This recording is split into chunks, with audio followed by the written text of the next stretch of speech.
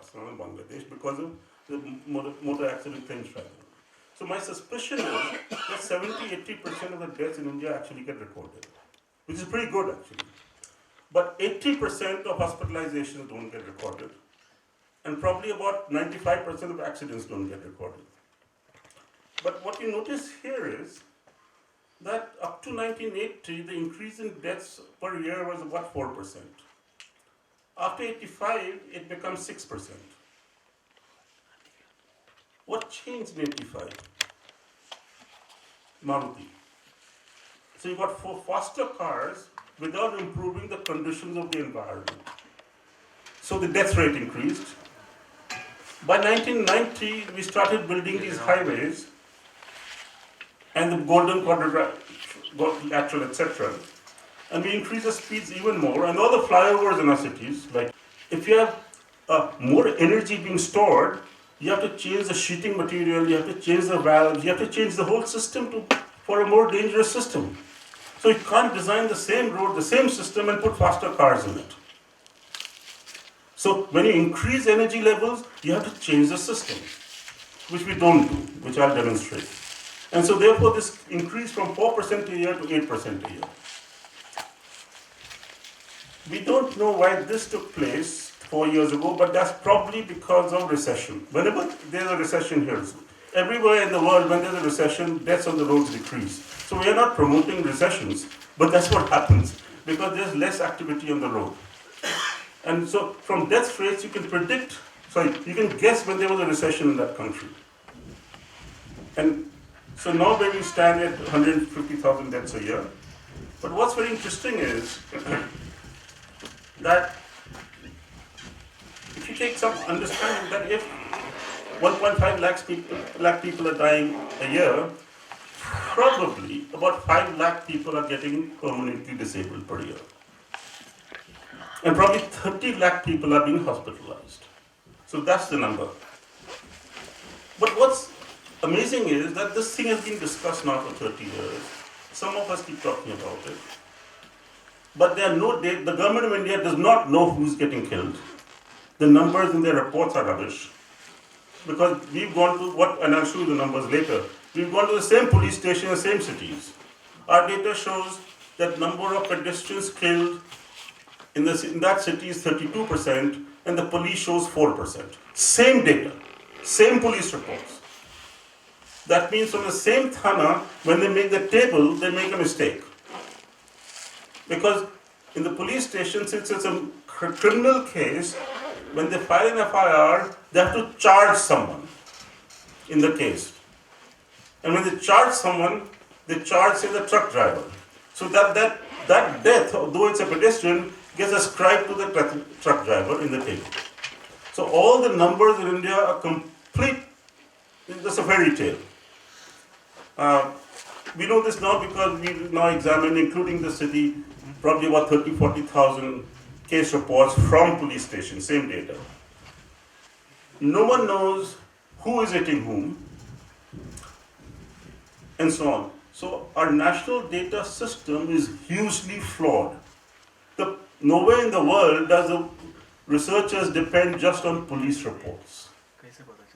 Here they want the police to do everything. If you want more details about an accident, you have to do sample studies. Don't burden the policeman who's not an expert. Use a policeman to give you the base. And from the base you see patterns, then you go and do detailed studies. So what changed? Look at what has happened in the successful countries. These are Japan, Netherlands, UK, and USA, very different countries, different forms of government. But what's very interesting is death rates there started declining about the same time, 1970. Why from Japan to US to Netherlands, Netherlands a lot of bicycles, small country, very dense country. Japan, completely different culture and so on. Compared to the US, different roads. But why do deaths start declining at the same time in these countries? And that's true for most of Western Europe, Japan, Australia, New Zealand, and Singapore, and the US and Canada. So what happened? So what we understand is that this did not happen to one single reason. probably for many reasons. A lot of things change. Because it's also coincidence that deaths in factories also declined dramatically about the same time. Deaths in railways declined about the same time. Deaths in the air declined about 10 years earlier because there was a major technological change. 10 years earlier. But in the Western rich world, deaths in all activities of life started decreasing between 1965 and 75. So something must have happened which was more generic, not individual based. And so this is, we call them paradigms of different times in traffic. So we have one between 1900 when the car came on the road up to 1935, just before the Second World War. And we say that what we are doing today in the Motor Vehicles Act and addressing the problem was done in that period, up to 1935, because the first report in Britain, US, France, and US was presented to their parliaments how to reduce road accidents between 1925 and 1930. And they said exactly the same things which our current Motor Vehicles Act is saying. And after that, which is stricter punishment, more education, jailing, etc., and deaths kept increasing up to 1975, from 1935 to 75. So that is because we use cars as horse-drawn carriages and treated them as such. Then after the war, people started saying more of the same. That is, adapt people to manage traffic, then you punish them, educate them, focus on the driver and the pedestrian to improve them as human beings. Didn't work. What changed was, so what didn't work was severe punishment, what didn't work was teaching people, what didn't work was publicity. What worked was, so up to 1970 it didn't work. What worked was finding out what's happening in the system and treating 6, 7 different aspects of the system without worrying too much about the driver, without worrying too much about the pedestrian, and saying that every human being deserves to be safe even if they make mistakes, even if they break laws. And we'll get to that. So that's a move, a focus from blaming people, shouting at people, teaching people, educating people, punishing people, to treating people as normal human beings who are bad, good, criminals, alcoholics, depressives, and so on, because on the road, the whole population is there. 3-4% will be schizophrenics, bipolar, etc., etc. 10% will be alcoholics every day. 5% would have lost someone or lost a job the previous night. They will make mistakes that day. Another 5% will be rushing because their wife or husband or daughter or brother or friend has got hurt and they're rushing home or to the hospital. So all of us break rules when the need arises. So we have to make sure that even then they don't get hurt when the need arises. This is what the situation is today according to the latest WHO data. These are all the countries in the world plotted by deaths per 100 people. It's 100,000 people, and your per capita income in dollars of each country. So India is about $1,200, $1,300, and our death rate is about 15 lakh, increased it by 20%. So it's about 15 per 100. What's very interesting is that we are not the worst. We have the highest number of deaths because we are 1.3 billion people. But our death rate is not the worst in the world. I don't want to say that too often because then we say you shouldn't do anything. But it's high enough that people much better. What is very interesting is that people as poor as us are doing better than us. People as poor as us are doing worse than us. What's even more interesting is that it appears that if we do the right things, you can keep decreasing. You don't have to increase. The theory up to now was that you first increase until you reach $15,000, which you're not going to reach, until I die at least. Even after 30 years, our per capita income will be $7,000. $15,000 will be in 2050 if you do well. So forget high incomes. We have to see what we can do at low incomes. Because that's a reality. Even after 20 years, we'll be poorer than Mexico and Thailand in per capita terms, even at 7% growth. And as Indians, we have to understand that. In spite of Mr. Abdul Kalam, we will not be a developed nation by 2020. So we have to plan for India being a per capita income of $5,000 in 2030, and what can you do at $5,000? $5,000 is China today. So what's happening in China? What does the traffic look like? What is their system? Not very different from ours. That means we have to improve the present system. And there's enough evidence to show that you can do it. What I want to show this Iran. One of the Iran, South Africa, etc. are one of the worst. And it appears that societies which for some time were very unfair will also have very high death rates. Because they separate poor from the rich and so on, that causes all kinds of stuff. So death rates are not just technology, they are also societal fair play. And we have to understand that. And this is very interesting that Kuwait, some of you know, everyone talks, they're so strict in giving licenses, beautiful roads. Kuwait has a much higher death rate than us in spite of very strict punishment, very strict licensing system, everything. Same income as the US, they're much worse than the US. What's even more interesting is that at similar incomes, Japan is much safer than US.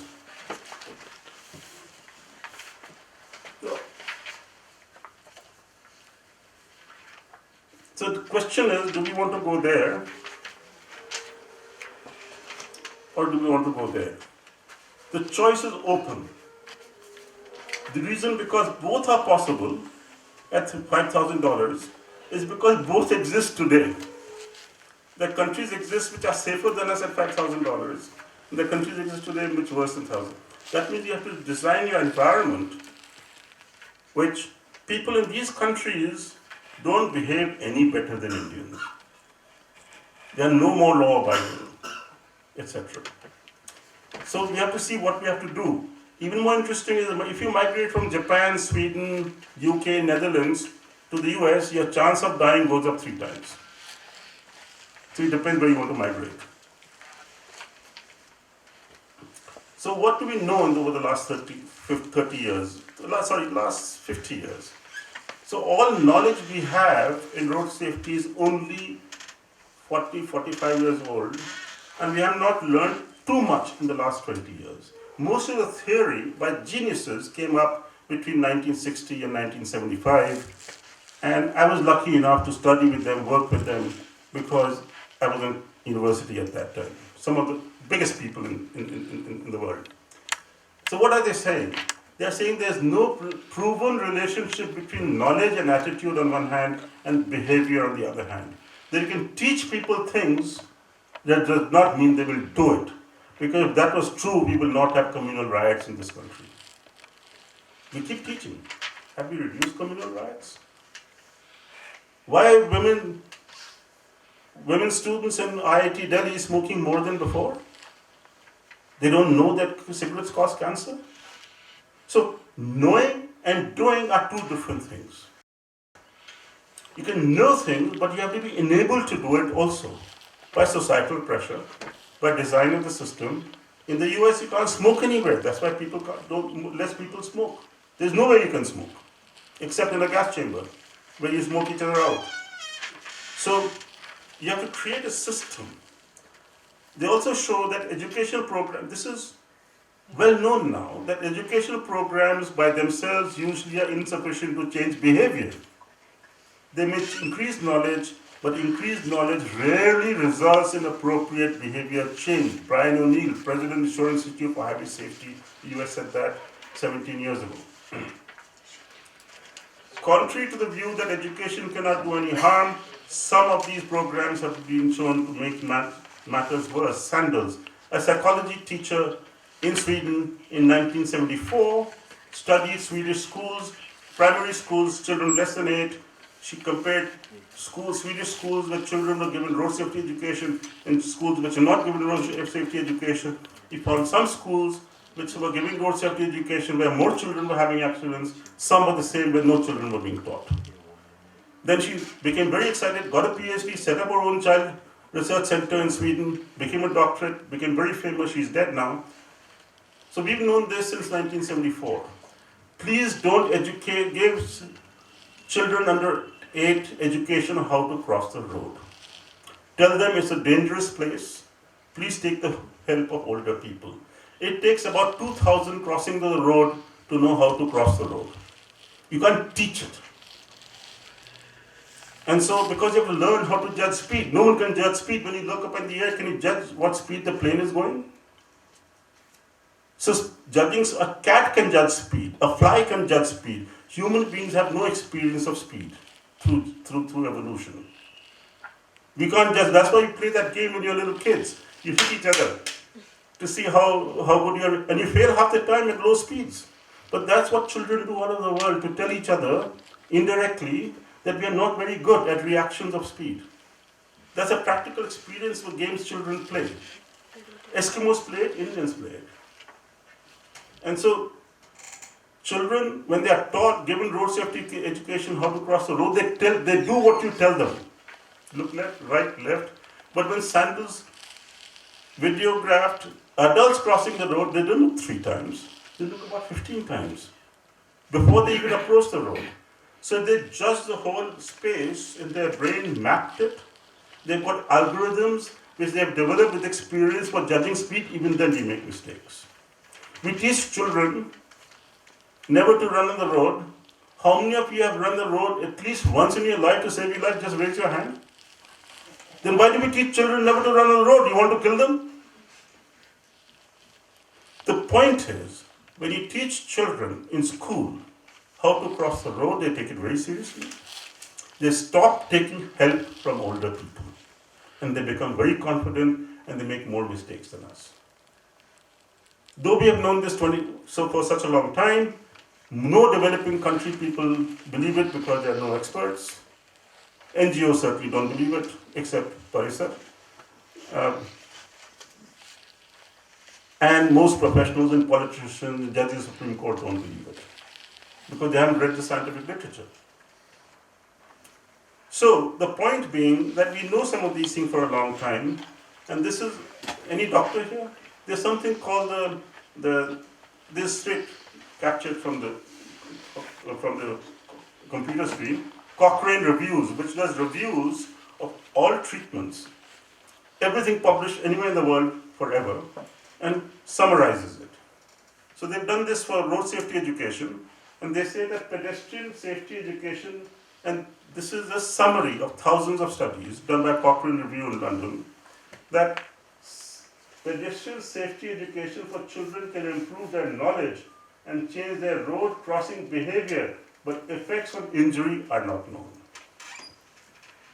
Okay? Same thing with driver education in schools. Now we know for a fact, when you give driver education in schools, accidents increase. Because when you don't give driver education in schools, parents have to pay or teach their children, and they delay the licensing. But everyone, when they go to this is what happened in the US. When they started giving compulsory driver education in schools, teenage deaths increased dramatically. So they stopped it. Because when everyone starts giving driver education in schools, younger people get licensed. And younger people are more risk-taking and less experienced. And because of all this, in 1997, the Swedish Parliament passed an act called the Road Traffic Safety Bill, which is known as the Zero Vision. The Parliament of Sweden said that in the future, in Sweden, sometime in the future in Sweden, 0 people will die on the road. Like sometime in the past, we said 0 people will die in a car factory. It's happened. 0 people will die in a mine. It's happened. Until we say 0 people will die, it's happened here also.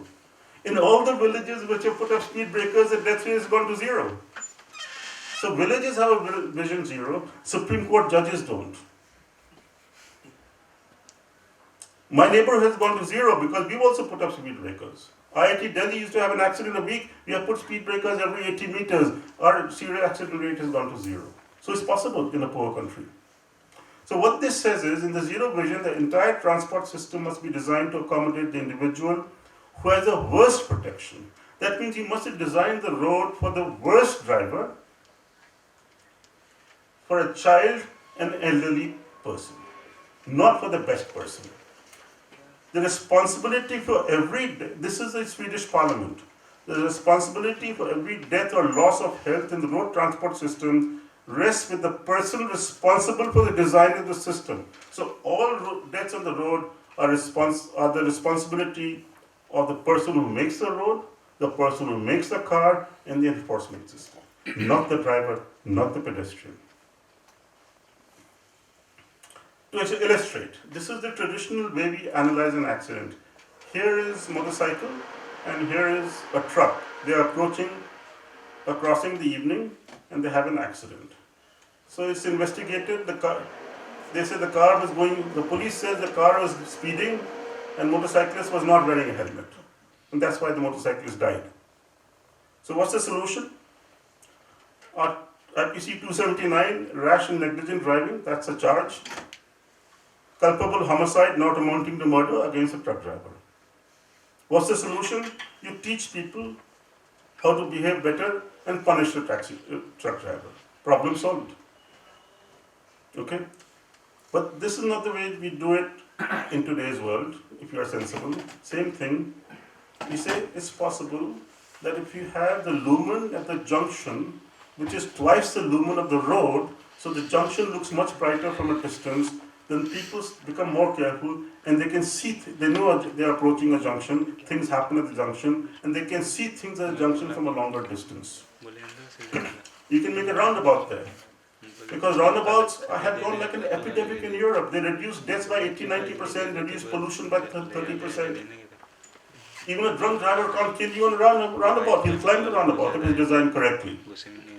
So that's another solution. The motorcyclists would not have been hit. You can have a speed camera so that people are scared of speeding. You can have police presence at the junction so people are more careful. You can make the helmet law compulsory and enforce it. So now, I've given you 5 different solutions, there can be 7 more to solve the problem. ABS brakes, etc., etc. So this will reduce the death probability to 10% of the former probability.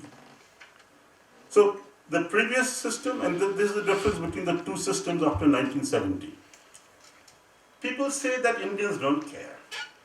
We don't care for life. This is our inferiority complex, promoted by 250 years of white rule. We really do care, actually. Violence in Ghaziabad after a truck moves down 35-year-old. It never happened. There is no violence after an accident in the US. People really get upset in this country. Otherwise, there would be no violence. They wouldn't burn down the police station. They wouldn't chase the bus driver. Even, I'm so scared to hit someone in a village, I'll never stop. As a transport expert, I won't stop. I'll drive 50 kilometers to some other police station and report it. I don't want to be lynched by the mob there for a rich person killing a poor person. So, accidents lead to protests. So there's actually, people are very aware. We don't need to make them more aware. They're so aware they're taking the law into their own hands because the rest is not happening. Secondly, if you go to any public hospital and see the poor people there, they're selling their jewelry, they're selling their homes, they're losing their jobs to treat their loved ones. That means the cost of life is infinity. They're willing to give up everything to save a life of a loved one. So the evidence from countries like India, Indonesia, Thailand, Nigeria, Kenya, everywhere is that we give up everything in our life. I destroy our future to save someone's life who's a loved one. What is true is that rich people don't care for poor people, upper castes don't care for lower castes. But human beings care for human beings. And we have to understand that. We can't keep, because if we don't care, why do anything then? We can only do something when you assume that we are good people. If you have bad people, forget doing anything. There should be no NGOs doing anything. All of us are good people.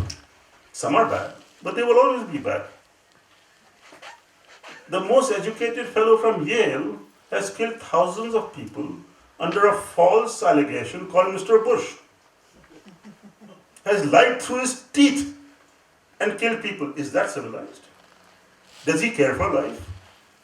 And here we keep saying we don't care for life. I think we have to really take this issue very seriously. We care, and that's why we do things. That's why the NGOs try to do things, because we care. And unless we assume that, we can't do anything. My evidence, there's enough international evidence that strict punishment doesn't work. Jailing doesn't work. This is our indirect evidence from India, that if drivers are getting killed and thrashed and lynched, you can't have more severe punishment than that. If severe punishment was working, accidents would have reduced in India. No court in India can give a more strict punishment than a lynch mob, and not faster. Lynch mob convicts you in 5 minutes and punishes you in 10 minutes. If that's not working all over the country, then no Supreme Court will work. So when we have our own evidence, let's take this scientific evidence. This is called natural laboratory. We have to evidence from the natural laboratory of the world, because it's a true laboratory. Nothing has been fixed. Nothing has been artificial.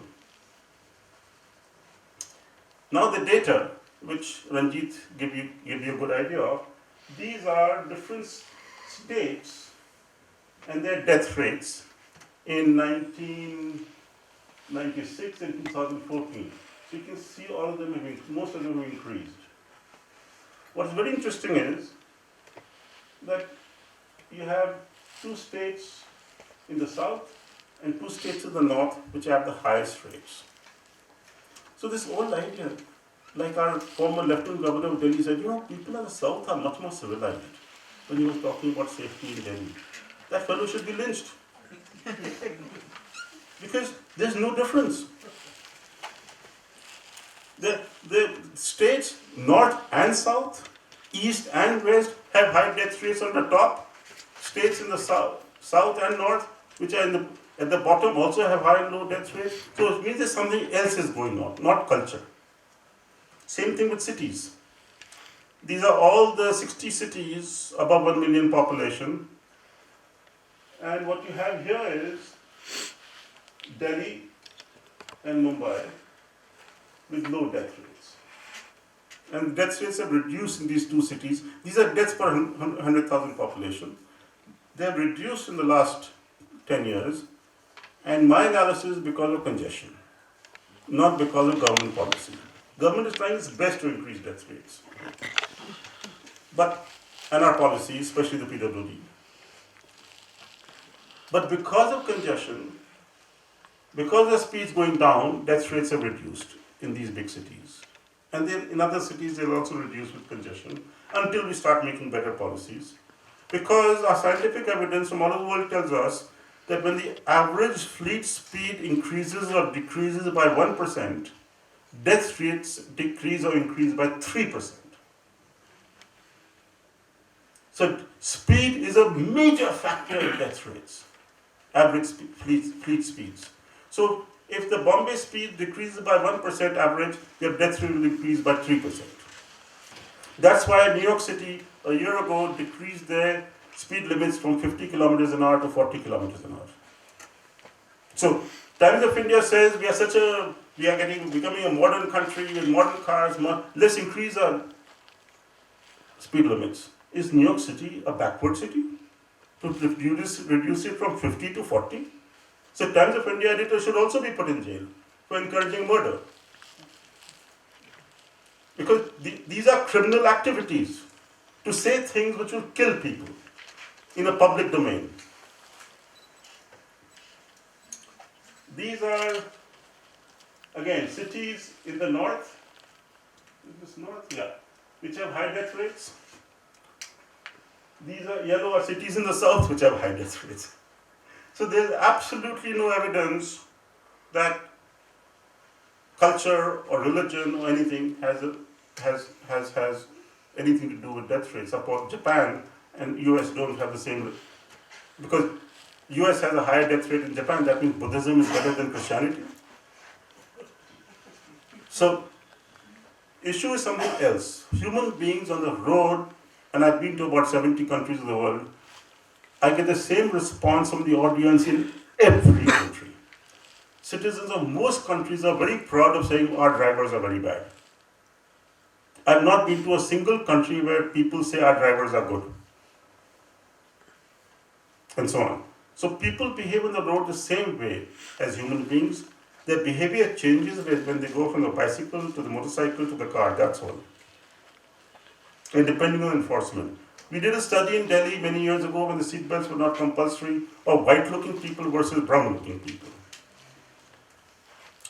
Only 5% of the brown-looking people were wearing seatbelts when there was no law, and 20% of the white-looking people were wearing seatbelts.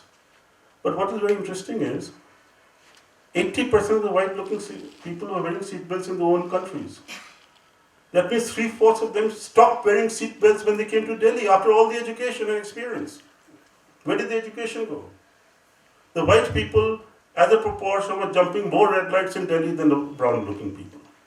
Because the white-looking people were less scared of getting caught. This didn't matter. Who is getting killed? And this is going to dozens of police stations around the country, which we've done as IIT, taking the case files, xeroxing them, taking thousands of these files back to Delhi, recoding them and analyzing them. That's why I know that the NCRB data is wrong, because we use the same files. This shows, say in Agra, pedestrians are 41%, motorcycles are similar, same thing with Vadodara. Car occupants are 4%, 3%.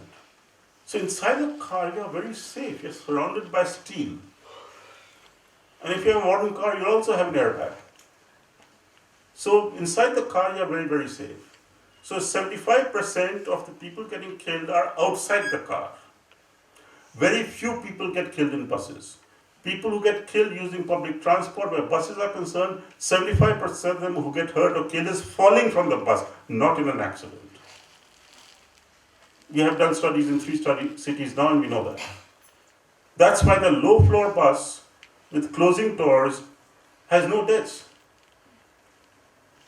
The high-floor bus, which has 3 steps, elderly people, even if the bus is standing still, if they stumble and fall from that floor and their head hits the concrete, their chance of dying is finite. Like Ubaid Siddiqui, one of the most famous scientists of this country, who was hit as a pedestrian outside his home in Bangalore by a very low speed moped rider. He just fell and he had brain hemorrhage and he died 2 days later. So older people can die falling from this stage. And that's what happens in buses. This is in Mumbai and Delhi, similar. That is, Mumbai has a much higher proportion of pedestrians, and the reason is because your speeds are lower. And because your speeds are lower, the proportion of motorcyclists and pedestrians will become higher, and car occupants, others will become lower, because they're inside steel. Whereas in our 1 million cities, the proportion of motorcycle deaths is 35%. Even in Delhi, the number of car occupants die is only 3%, Mumbai 2%. So if every car owner had a Mercedes 600 with airbags, we reduce the deaths in India by 4 or 5%. Please understand, not that we shouldn't have safe cars, we should. But that helps a small number of people. And all of us sitting here. So I don't want any of you or myself or my family to die. So I want the safest cars. But that's not a country problem. Do you understand what I'm trying to say? I'm not against safe cars. But just having the safest cars will not solve the India problem. This is what happens on highways, where we studied, again got data from police stations, that on our highways, which is very different from the West, because as I'll show you later in a few slides, everyone has to use the same road. There is no parallel road for local people. So the highest number of people dying on our highways, intercity highways, are motorcyclists. Second is pedestrians. Cars are much less. Bus is less. That means the safest way to go from city to city is to go on a bad bus, even if you're sitting on top of it, as a probability. You're safer going in a bad bus on top of the bus than inside your car, as a probability. For reasons, I don't know. No one has funded us, given us enough money to do further detailed studies.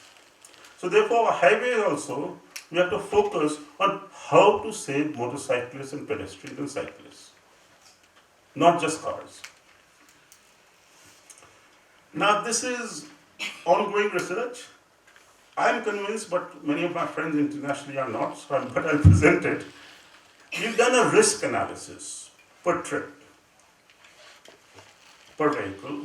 When you travel in Indian cities, what's your risk of death? So the safest is inside an auto, a three-wheeler. Slightly less safe is your own car, and least safe is the motorcycle. But we are against the three-wheeler. According to me, the three-wheeler is India's gift to mankind. It's the most efficient taxi ever invented in the world. It occupies the least space for carrying the same number of people. It cannot go, Mr. Rajiv Bajaj, I told him that please don't increase the size of your engine. As long as the size of the engine remains 150cc, the driver cannot go more than 50 kilometers an hour. And that's what makes it safe. And because it cannot go fast, it also makes other people obey the speed limit in the city. That's why all of us hate it. And that's why the three-wheeler reduces other people's accidents also. If it has a clean engine, like many of them do now, it pollutes the city less, carries the same number of people. Because it is less weight, it wears out the road less, so there's less road dust. So a size, I'm not saying you can have four wheels also, but any vehicle, the size and power of our current three-wheeler is the ultimate optimal vehicle size for a taxi in our city. We should encourage it with better design, not get rid of it. It's the safest one also. And the fancy thing is that this has no safety features. It's just slow. So if you made it safer by design, this bar will become half its size.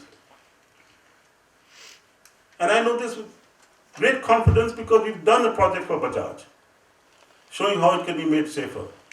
But there are no standards. No manufacturer in the world makes a vehicle safer anywhere in the world until the government makes standards to the effect.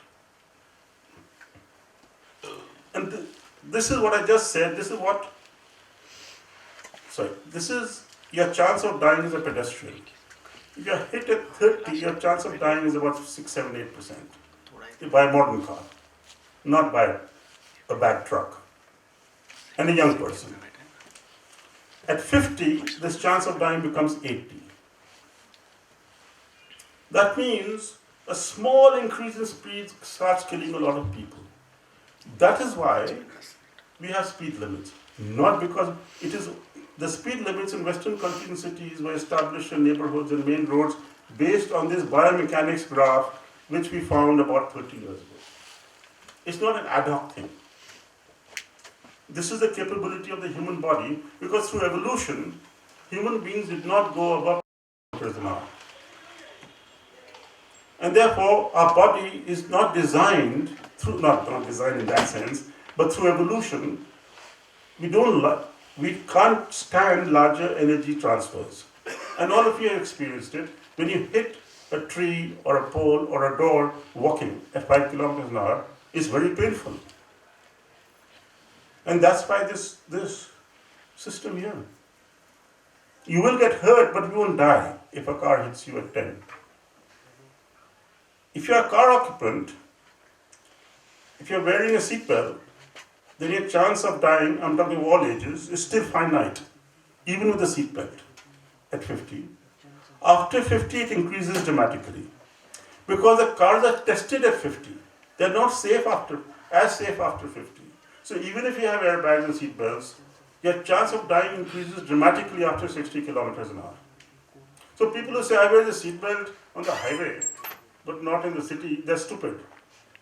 Because if you're going 120 kilometers an hour like pregnant Margaret in a Mercedes, you'll die with the seatbelt and the airbag. But you'll be saved at 50. If you're not wearing a seatbelt, you can die at 30. If you're in the back seat, and if you're in the middle part, at 30 kilometers an hour, if you hit something hard, you'll shoot through the middle of the front two seats like a rocket, your head will hit the dash or the windshield, and you'll die. If you're sitting on the sides, you'll go and hit the front passenger or the driver from the back, hurt the front passenger, crush him from the back, and hurt yourself. Therefore, it should be compulsory for anyone who sits in the back to wear a seat belt so you don't hurt the person in front at 30 kilometers an hour. And we have known this again for 40 years, 50 years. Children, if you keep children in your lap in the front seat, at 15 kilometers an hour, the child goes and hits the dashboard, you come from behind, it breaks his chest and his teeth, you come from behind and kill it. But the child acts as a cushion to save you. So if you hate your children, keep them in your lap in the front seat. If you like them, please put them in the back seat. Not in the lap, in a child's seat. If not in a child's seat, they hit the back of the front seat, which is soft, and they're saved. Again, we have known this for 40 years. So what do we do? Number one, speed reduction, wherever possible. Japan and Sweden reduced their speed limits on their expressways about 30 years ago, from 120 to 100. That's why they have low death rates. US has increased, in some states have increased their speed limits on expressways, so their death rates have gone up. So the best countries have reduced their speed limits both on highways and cities. Seatbelts for people who sit in cars, compulsory back seat, front seat, anywhere. They reduce the chance of dying in normal activity by about 50%. Child restraints, they'll probably start turning up now with new cars. They make your children perfectly safe. When my daughter was born 35 years ago, I actually rigged up my old Fiat with seat belts and a child seat, and she always sat in the back. And she got used to sitting in the back. She knew that was her seat, no one else could occupy it. Helmets, that's the only safety measure for a motorcyclist. It saves you, reduction in deaths about 30-40% by wearing helmets strapped. Daytime running lights, which is motorcycles keeping the headlights on in the daytime, reduces deaths by 15%. And the data comes from tropical countries, Malaysia, Singapore, etc., Japan. Because when you keep your headlights on in the daytime, others can see you, the car drivers, the truck drivers, in the rear view mirror, the side mirror, the wing mirror. Even more so, if a motorcyclist coming from the front is in the shade of a tree, and you're approaching it and you're going to turn right, a brown man on a brown motorcycle on a black road you don't see. Because in bright sunlight, your pupils are contracted, like when you go into a cinema hall. So someone in the dark space you don't see at all, that motorcycle driver. And you hit him. But if his headlight was on in bright sunlight, when he's under that shade, you see that motorcycle. So, and it's a free policy. Government has to spend zero money. So if it is compulsory for motorcycles to keep their headlights on in the daytime, we'll save 15% of motorcycle deaths tomorrow for zero expenditure. We've been promoting this in the 5-year plans for the last 15 years. Not a single professional road safety NGO has supported it in India up to now. The government of India said, oh, ये तो कुछ नहीं है, इससे क्या होगा? ये तो it's come from Sweden where they have fog. But listen, Sweden has daylight for 18 hours a day for 6 months of the year, more than India. So when you have illiterate people sitting in places of government who don't read anything, can't read anything, don't want to read anything, then people like me are useless. And if you say anything, that's academic. If academic stuff is unimportant, then please close us down. Why are you paying us a salary? There should be no universities, no IITs, nothing. As if we don't even live here. I come from Mars to promote things.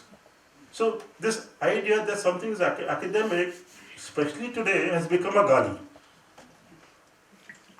And all this I know only because of academics.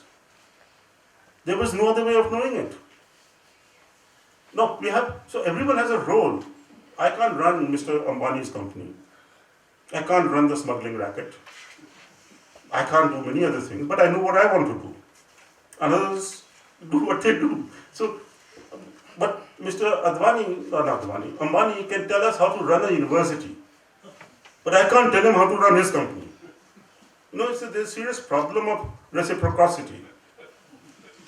So, drinking and driving checks, we suspect that at least 20% of the death reduction in European countries has come from control of alcohol. My estimate is that at least 30 to 40% of deaths in India are because of alcohol. That number which you showed is rubbish because no one ever checks alcohol. We've checked alcohol consumption in Agra and Delhi. If you include Tharra, it's not much less than European city. So, and what do you see in page 3 of Times of India or Indian Express or any other newspaper? What are the most important people doing every night in this country? Drinking and going home, including me. After doing 70 years of road safety.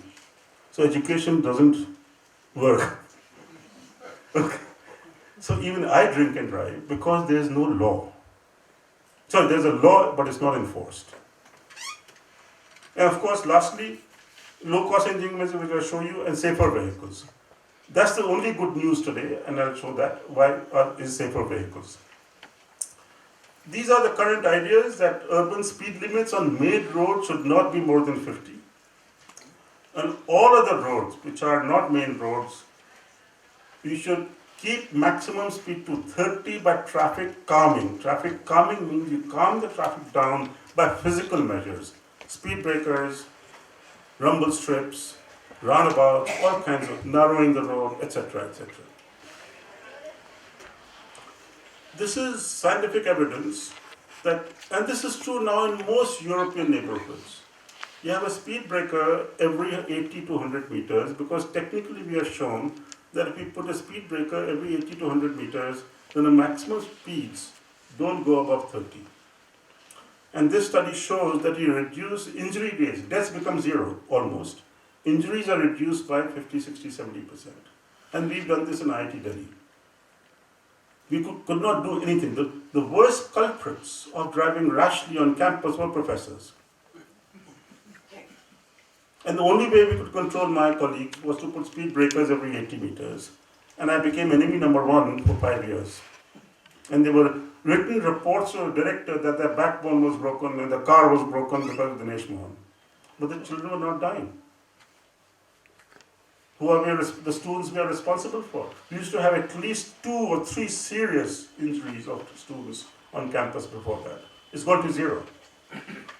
Just by design. Same students, same faculty.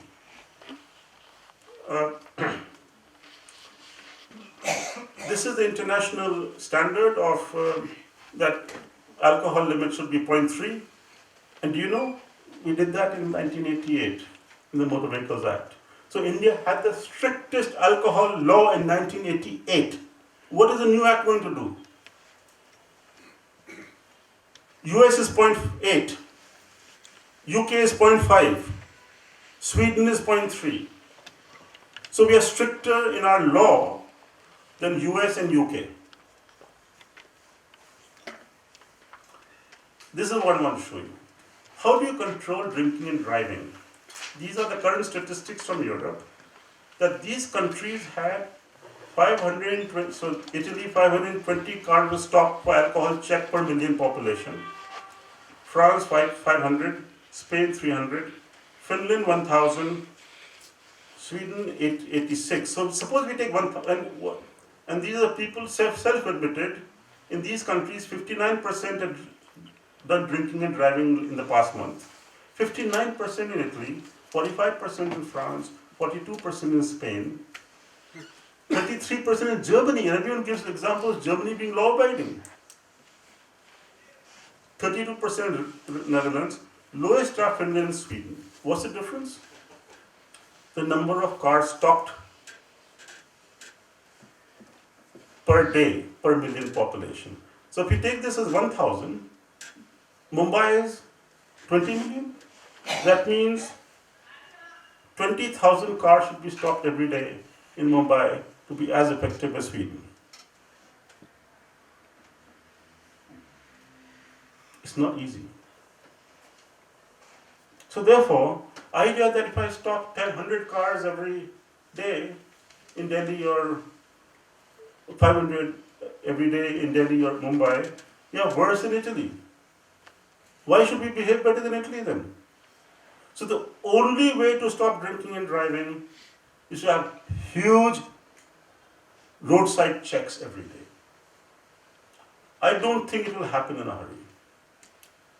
The Motor Vehicles Act does not say that the government of India and the state governments will increase the budgets of the police, specialized police for alcohol checking 50 times.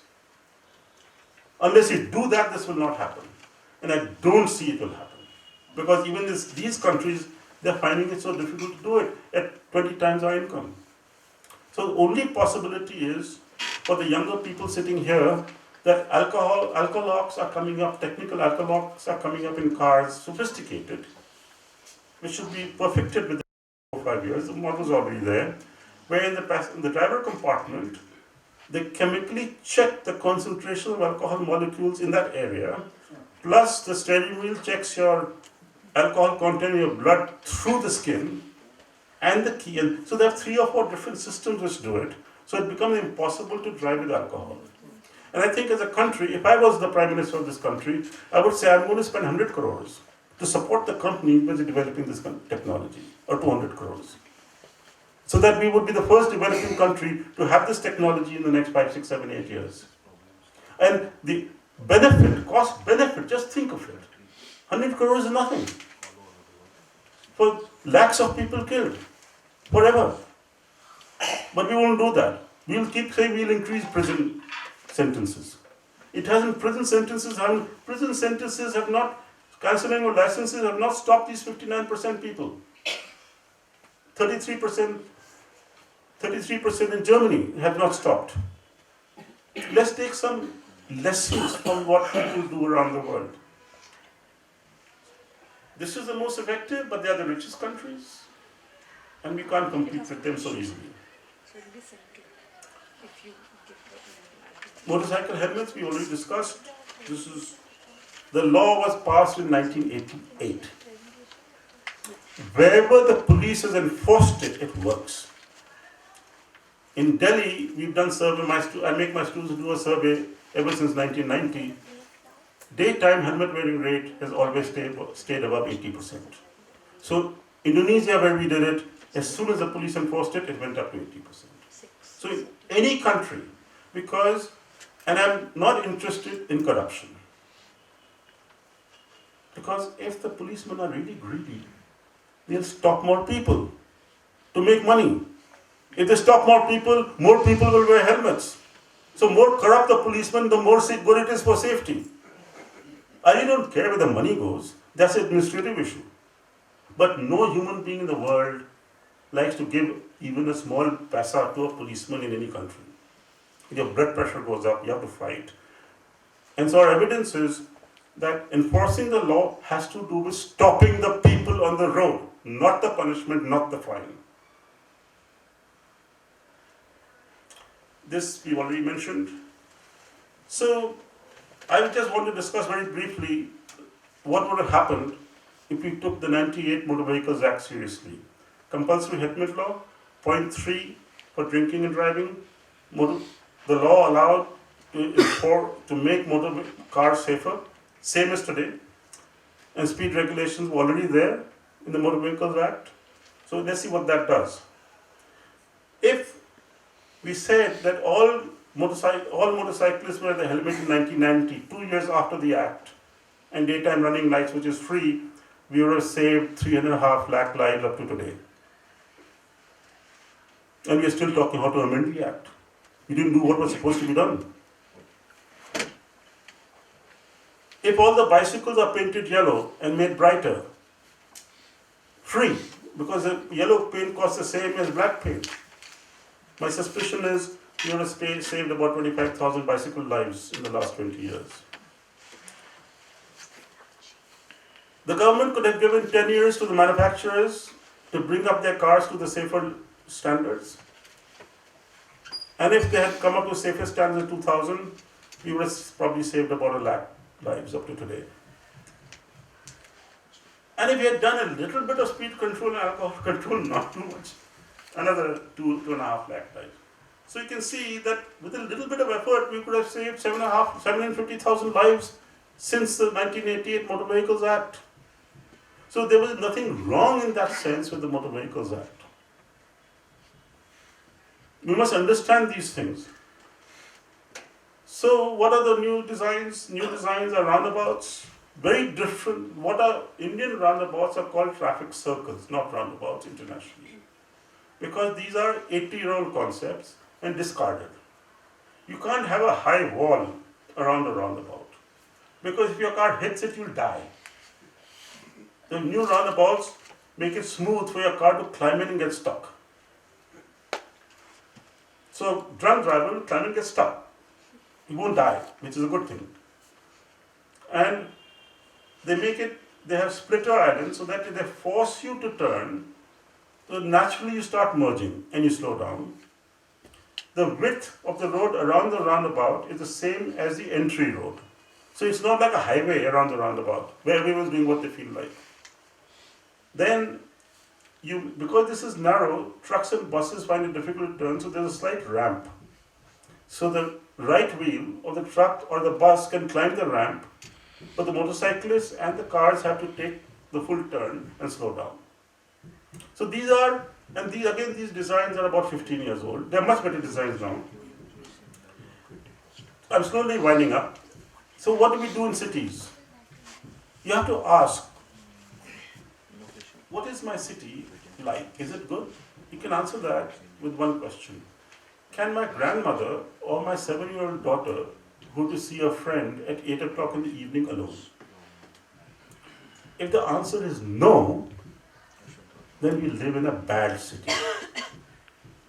If you can answer yes, then things are correct.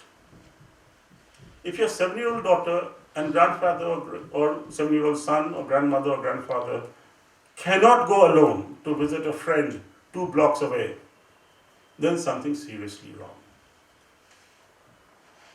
And therefore, you cannot have roads much inside the city, much more than 24 meters wide for traffic, because your pedestrian speed is about less than 1 kilometer per second. And if it's 24 meters wide, it takes half a minute to cross it. Then most of your pedestrian lights are 30 seconds or 25 seconds. If they're 30 seconds, then the road can't be more than 30 meters wide. Simple high school arithmetic. You must have shops, street vendors, hawkers, all along the main roads. Because they slow down things, make people happier, people know each other. Crime stops completely because they are permanent policemen. Devanand used to go to his hawker to find out what crime had, as a police inspector in the movies, to see what crime had taken place in the neighborhood. All of today's policemen do the same thing. Every single hawker on the road is a police informer. And therefore there's no crime, organized or random crime, where you have street hawkers and vendors. City blocks have to be 800 meters square. I won't spend time on this. We've just done some work to show the cities which have, in the US, not India, cities in the US which have wider roads and bigger blocks have more deaths in the same state than cities which have narrower roads and smaller blocks. So when you have smaller blocks and a narrower road, you have same road space, but more roads. So the total road space remains the same. But because the roads are slightly narrower and you have more junctions, everyone goes slower. And that reduces deaths. Highway safety, this is what I showed, who's dying on our roads, because where do these people go? There is no other road between their villages. They have no choice. So we have designed our roads purposely to kill Indian citizens without batting an eyelid. Therefore, all our new highways must have compulsorily a service lane alongside it for local people. That will be cheaper than doing all kinds of other things. This is what I mentioned in India. 500,000 villagers in 500,000 villages of India have put up illegal speed breakers. The Ministry of Transport sends a national circular every year to all the officers to remove these speed breakers. I went with the team to Haryana, and the local Pradhan came that will break your skull if you touch my speed breaker. Because a child was killed here 3 years ago, and since we put the speed breaker, no one has died. You're not touching it. So all these illiterate villagers who have put up illegal speed breakers, according to me, are saving about 20,000 lives a year in India. And the government of India wants to remove them so that we increase the number of deaths by 20,000 people. So illiterate people in India are saving lives. The policymakers and some NGOs are not. This is our typical highway design with a median. This has been banned in all civilized countries for the last 45 years. Because if your car tire, this is hardly 6 centimeters. At 80 kilometers an hour, it takes a fraction of a second. If you just blink, if your tire touches this, it goes to shreds. It climbs this. In the American Safety Manual, it says this median will launch the car into space. It will give a rotational velocity and land on the other side. This is how Mrs. Gandhi's son-in-law's sister was killed on the road to Jaipur. And I wrote to her. So we are taking care of it, but it's not being taken care of. So all highways have been designed purposely to kill people. This is the Bombay-Pune Expressway, so you can see these. When the Bombay-Pune Expressway was being built, the British consultant came to me in Delhi very upset that they are putting these horrible things on the expressway. This will kill people, and these are not allowed anywhere in the world. Can you do something? So I went with him to the secretary in Delhi. They said it's a state subject. And guess you know who was the minister at that time who was having the highway built. They said, this is India, your theories don't work here, we know what to do. And because they did this, you kill 100 people every year on that highway. And the newspaper says it was because a tire burst. So the tire companies are putting advertisements to change your tire. The tire didn't burst. I've driven 150 miles an hour on retreaded tires in the US. The tire didn't burst. Your new tire, if it touches that, and they touch that, and they get destroyed. So, to say from this national reports, driver error, driver fault, rash driving, you can drive as rashly as you want if this brick wasn't there. Or the raised median. Raised medians are banned everywhere in the world. This is what a modern highway looks like. There's no median. There's a drop on the road, so there's a guardrail. There's a serrated surface along the edge of the road, because when your tire goes in it, it makes a lot of noise and wakes you up, you fall asleep. Because you exit the road at 7 to 10 degrees to the longitudinal. And if you get and this wakes you up, you have enough recovery space. Secondly, when you have this, then people don't come here that often. So any pedestrian or stop car, etc., doesn't have access. This is almost free to make safe highways. This is what new highways look like. So we don't have enough space for a median. This is Sweden. You have guardrails with nothing in the middle. The new greening program, national greening program, highways go to trees here, so you kill more people. Trees are not allowed because if you hit a tree at 80 kilometers an hour, it won't save you because the safety test is with a flat barrier, not with a narrow tree. So there should be no trees around a high-speed highway. If there are trees, they have been protected by a guardrail. If you have even less space, then you have wire rope fences, but no raised median. There are all kinds of designs. Where you have enough wood, you have this barrier so that when a car hits it, they deflect it a little bit, your car gets compressed, energy gets absorbed, and you come back straight on the road, and you don't get bounced off. So this is our final understanding of the new motor amendment. The amendment,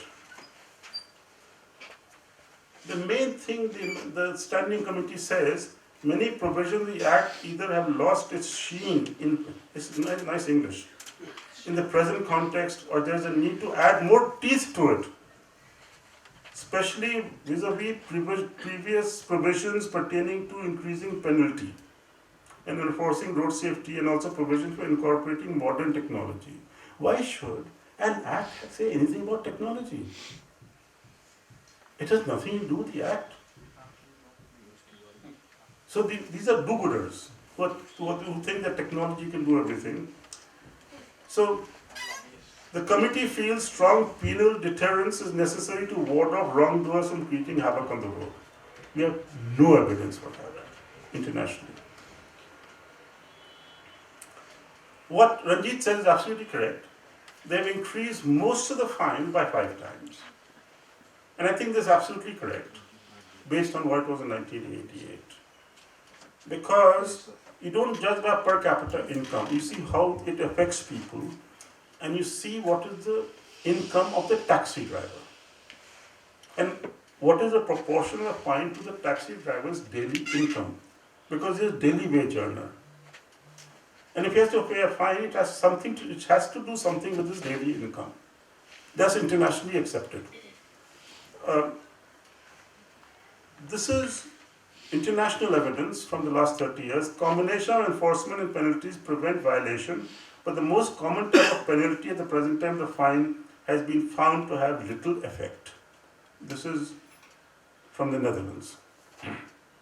Road users adapt their behavior without having already been punished. How? By seeing people getting caught on the road and being checked, not by email.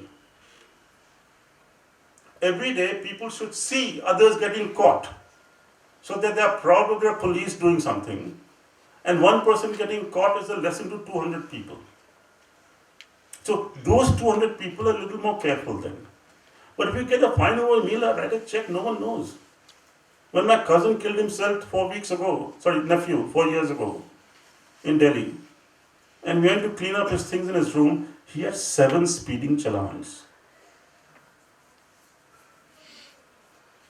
No one knew. And they had all gone to his friend's address in Gurgaon. So it didn't affect him, he didn't pay them. No one can collect those fines. Road users, so therefore frequently conducted and very visible traffic checks, which are unpredictable, are effective. So you have to have visible checks on the road for changing people's behavior, whether it is policemen, traffic cameras, which are visible, not hidden.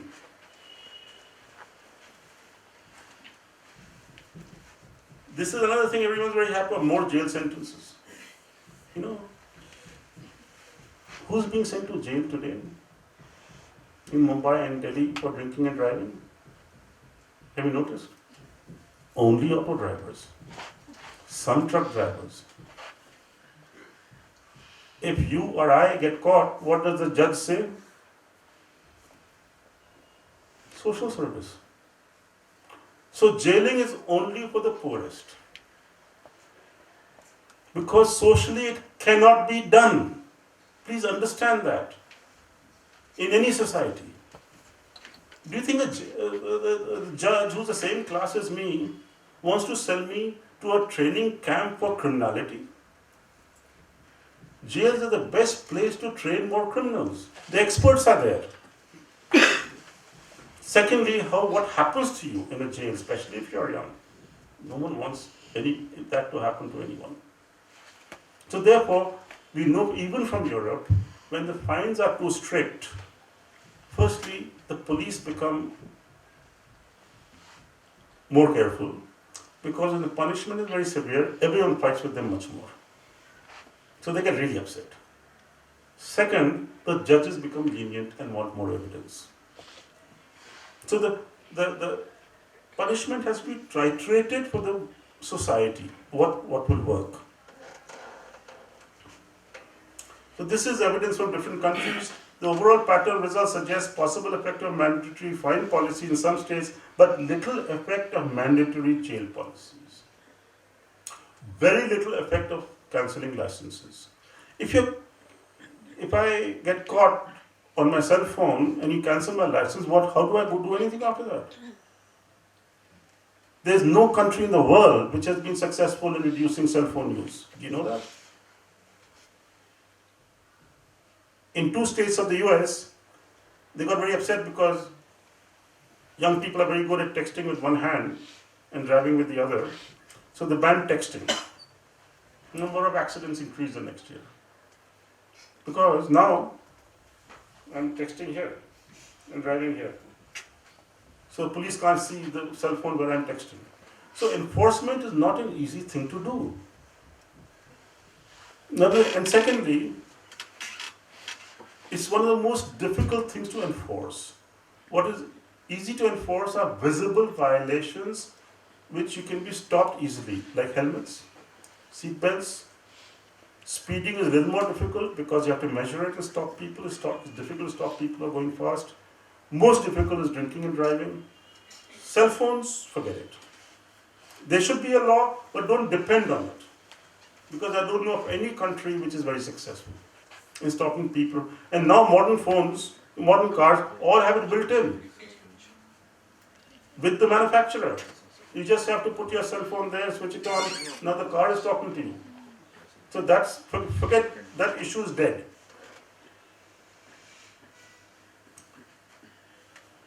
This is comparison of fines. And this is the US. Lowest penalty is $50. When I prorate it for Indian driver, is 200 rupees. When I'm taking per capita and everything. So $50 in the US is approximately equivalent for punishment is about 200 rupees in India. Most drivers' income in India, taxi drivers, is about 15,000, 20,000 rupees a month. So monthly income is about 500. This is about half or 40% of daily income of a US taxi driver.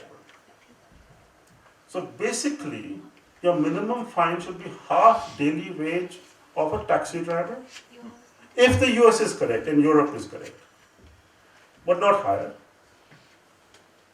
That comes to 200 rupees for India, 250 rupees. Drinking and driving, 200 to 1,000, so they have become 1,000 to 5,000 for Indian conditions. These are normal. But some of the fines in the new Motor Vehicles Act are far too high.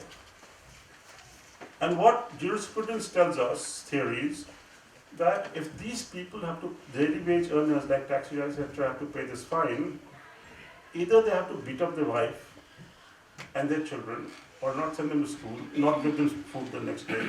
So the person you're punishing is the family. Secondly, he has to commit some crime to get that money to pay. So either overcharge passengers or steal petrol or do something. So these are not easy issues at all in human terms and enforcement terms.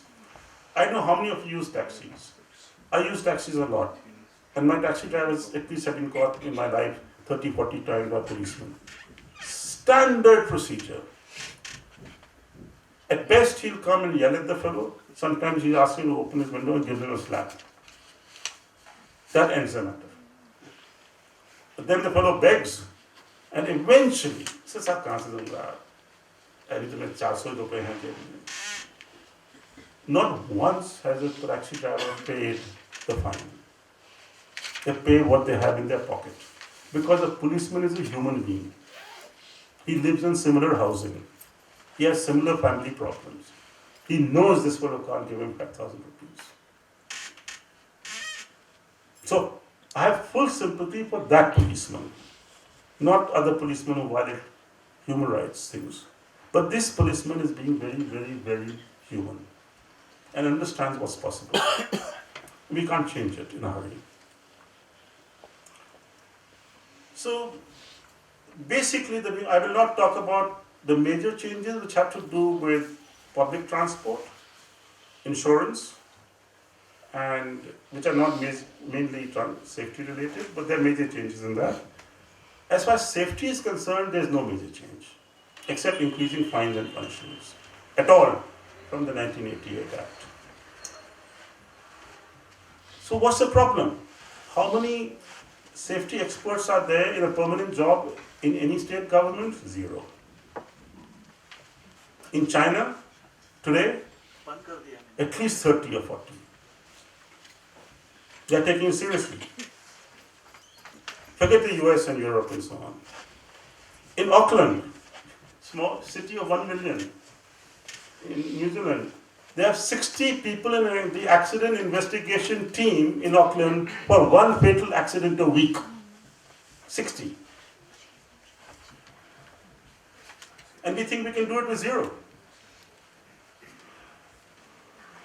Number of research centers established in universities by a government agency? Zero. We in IIT Delhi have not been established by any government agency. We have got our own money to do what we are doing. There's not a single university department works on road safety which has come up because the government wanted it.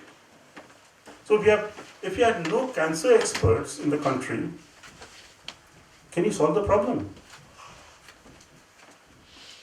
So I know what we are discussing. You have to have people in universities because university people are mad, crazy, permanent, lazy. They keep doing the same thing for 30 years.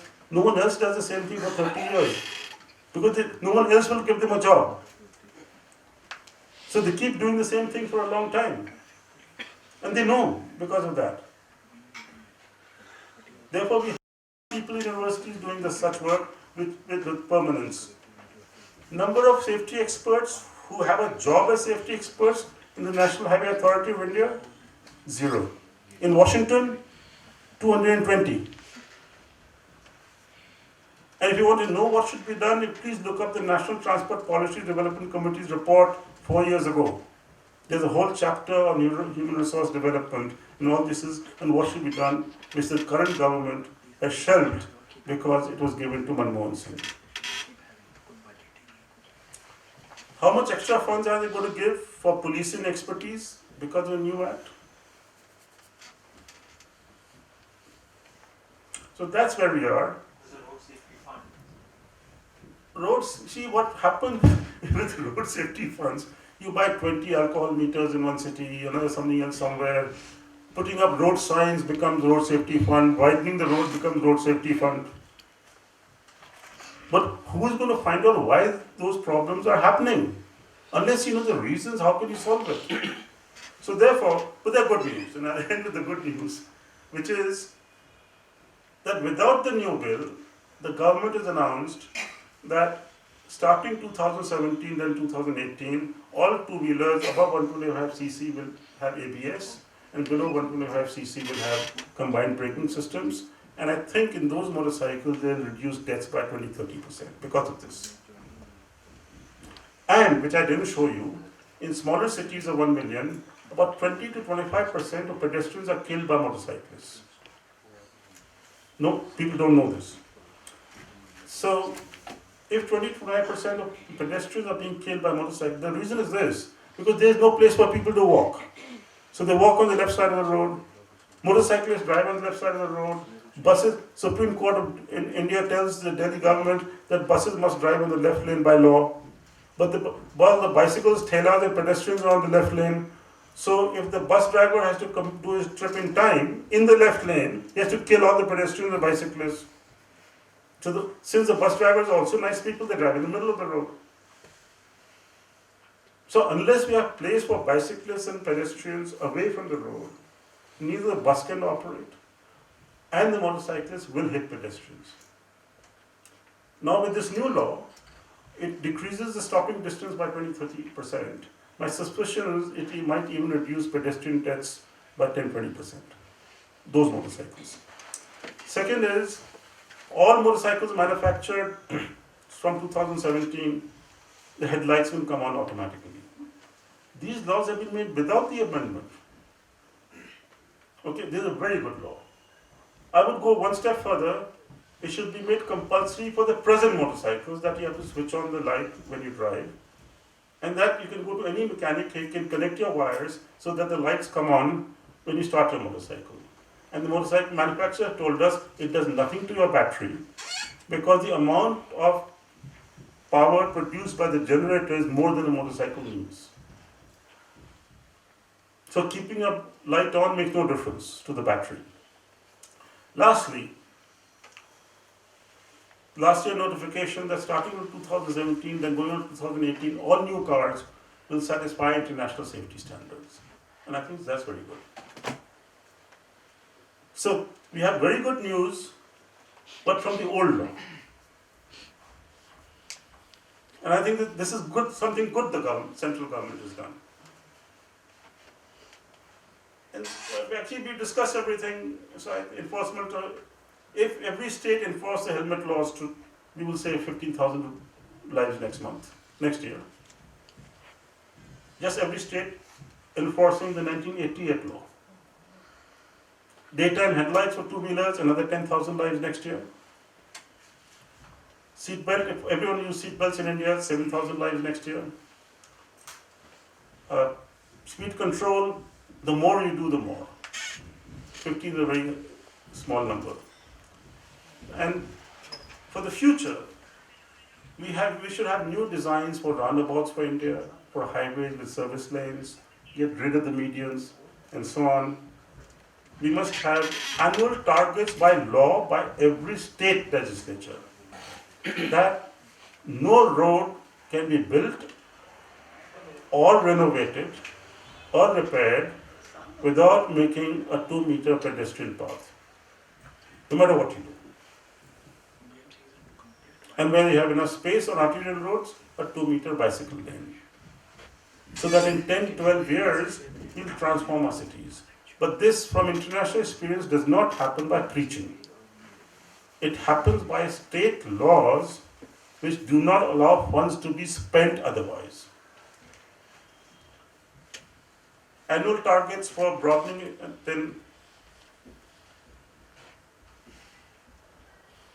they have to establish in a country like India, which has not come up yet at all, is a road safety agency, not committees.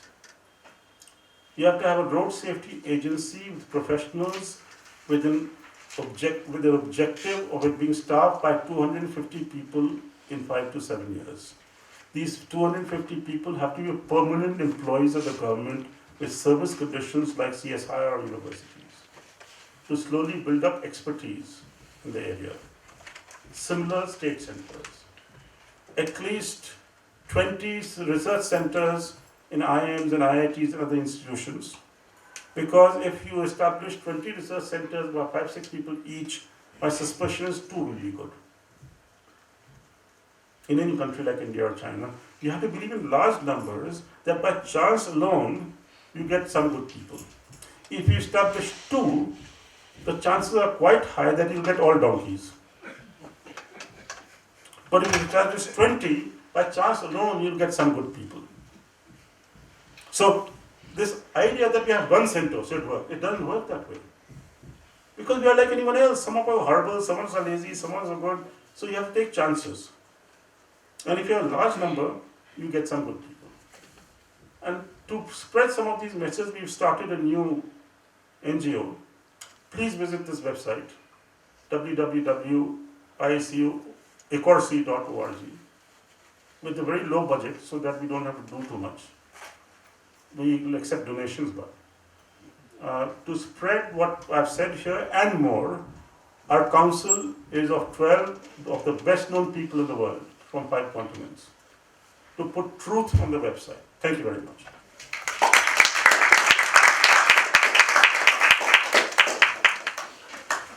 We don't have that much time, but a few questions. Some questions I'm sure people have, we give some time. Yeah. Yes. What stops stricter enforcement? Because as you said, it's not the quantum of the fine or anything like that. It's just that the inconvenience of being stopped. Correct. All right? Which has a deterrent effect, not just on the person who, say, jumped the red light or whatever, but even on the people who see him being stopped. Yes. So what really stops? I think it's a misunderstanding on the part of the profession and everyone else. That's the fine which matters. So no one pushes it. Secondly, and this is a weaker area I'm talking about, I'm not completely certain, but it appears to me that our police system is too caste driven. I don't mean Baniya stuff, but IPS and non-IPS. So a police constable on the road in London can expect to become the chief of police. So when he becomes senior, he knows what happens on the road. No IPS officer has stood on the road stopping people. And so they have very little sympathy on it, except very good officers. There are some very good officers who understand this. But most officers don't understand what it takes to stand on the road the whole day long, listen to people's abuses, listen to people taking out their cell phone and calling someone and doing things. So I think something has to happen over time so the system is professionalized so that there's sympathy of the seniors to the juniors and the juniors are certain that the seniors will support them. And they understand their discomfort, the sweat, etc., on the road. And of course, that we don't care what you do, but please stop people. No policeman says that, except a few I know. But those are the ones who read a little bit. So, one is, and secondly, the new thing which has happened, which is stopping it is, I don't know if you've noticed it, all senior policemen in the country are saying, we don't need to be on the road, we'll do it all electronically, because this is the modern world. It's all rubbish. So, they want to evade responsibility. And what does electronic thing do to me? We know from all the data in the US, in Europe, that speed cameras at traffic lights work very well. But speed cameras on highways, now all your Google thing tells you speed camera coming up. So what we are finding is that within 10 kilometers of each side of the speed camera, the speeds are lower, but they are 15% higher after that. So how much speed cameras will reduce? Firstly, that means you have to put up, for example, Iran, I've just come back from Iran, amazing. They're putting up 2,000 speed cameras on 2 highways. Iran. No. So we proposed a study to find out how it affects them. But I don't think that's going to be, if it happens, it's good. But I don't think that's, I think it's police officers understanding that stopping people is important, being visible is important, not being horrible is important. Since you mentioned over a period of time, I want to relate 2 incidents over 50 years, 50 years apart. First was when I got my license in IIT. Some friends pestered me to drop them home one evening. So from Marine Drive, went to Altamont Road, dropped them. By the time I was coming back, it was dusk. Between Kemp's Corner and Churchgate, I got stopped 3 times because my lights were not working. Three times. Each time I explained, the fuse must have just blown, I wasn't aware of it, I'll fix it. They didn't find me or anything. Recently, I go for a walk on Marine Drive, Churchgate Corner, and people jump the light. And there are a lot of policemen hanging around. And twice I saw them put their hand out to stop that motorist to jump the light. He drove by. The first time I told that I've got the register number for that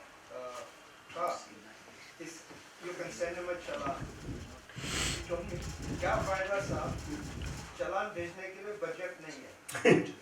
But the challan also doesn't go to the person.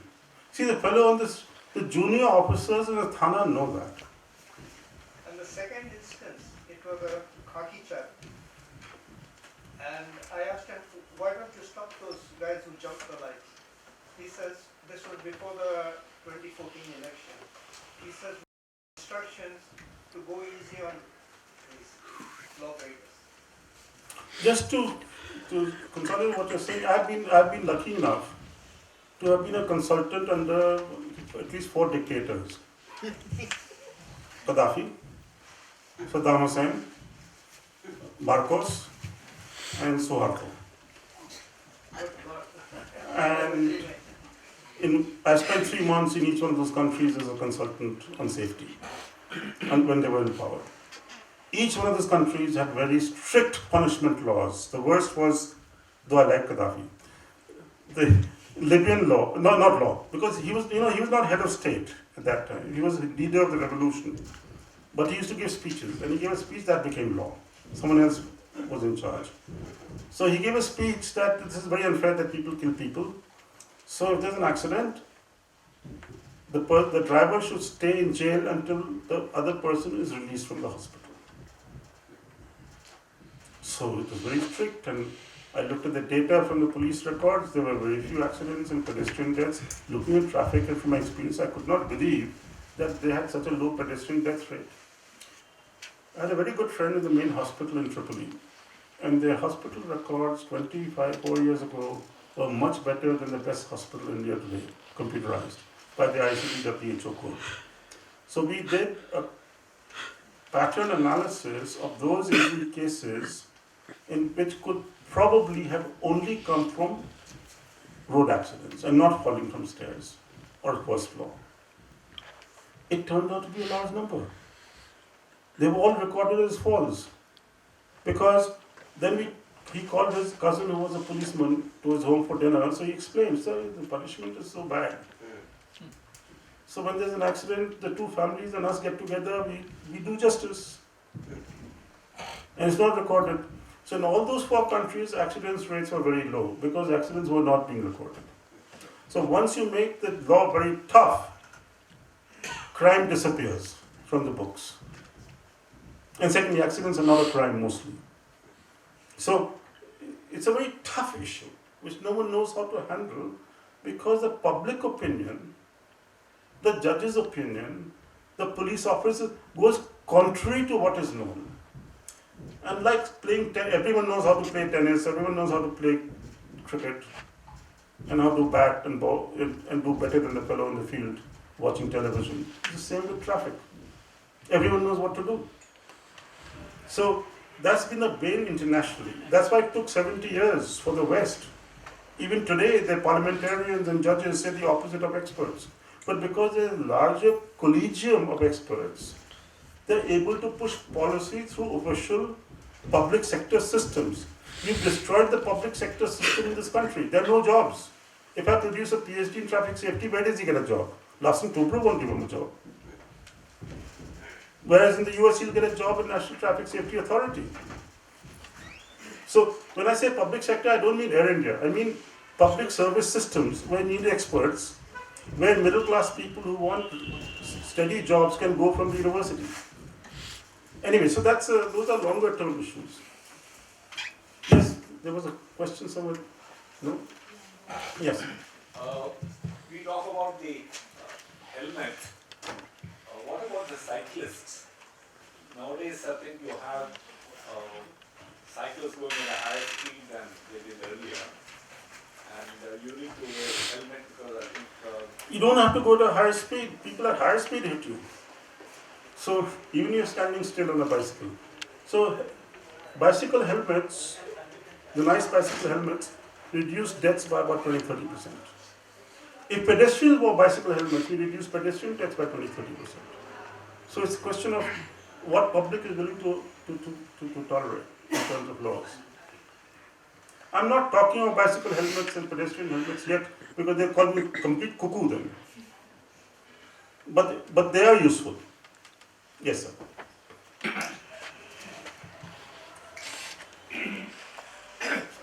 Prabhadevi, just can I interrupt? Because there is some tea and sandwiches outside, so don't go away. That's more attractive than this. No, they are so interested in this, like, no, I miss it. There are two issues. You talked about two-wheelers, the protection of their own, wearing a helmet. Yes. What we find today, especially in Mumbai, there is so much explosion of two-wheelers and there is absolutely no discipline. And there is more,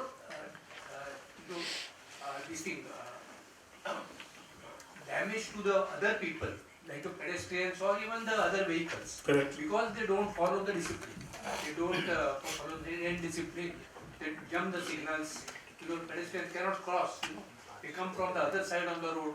Now, there is no punishment for that.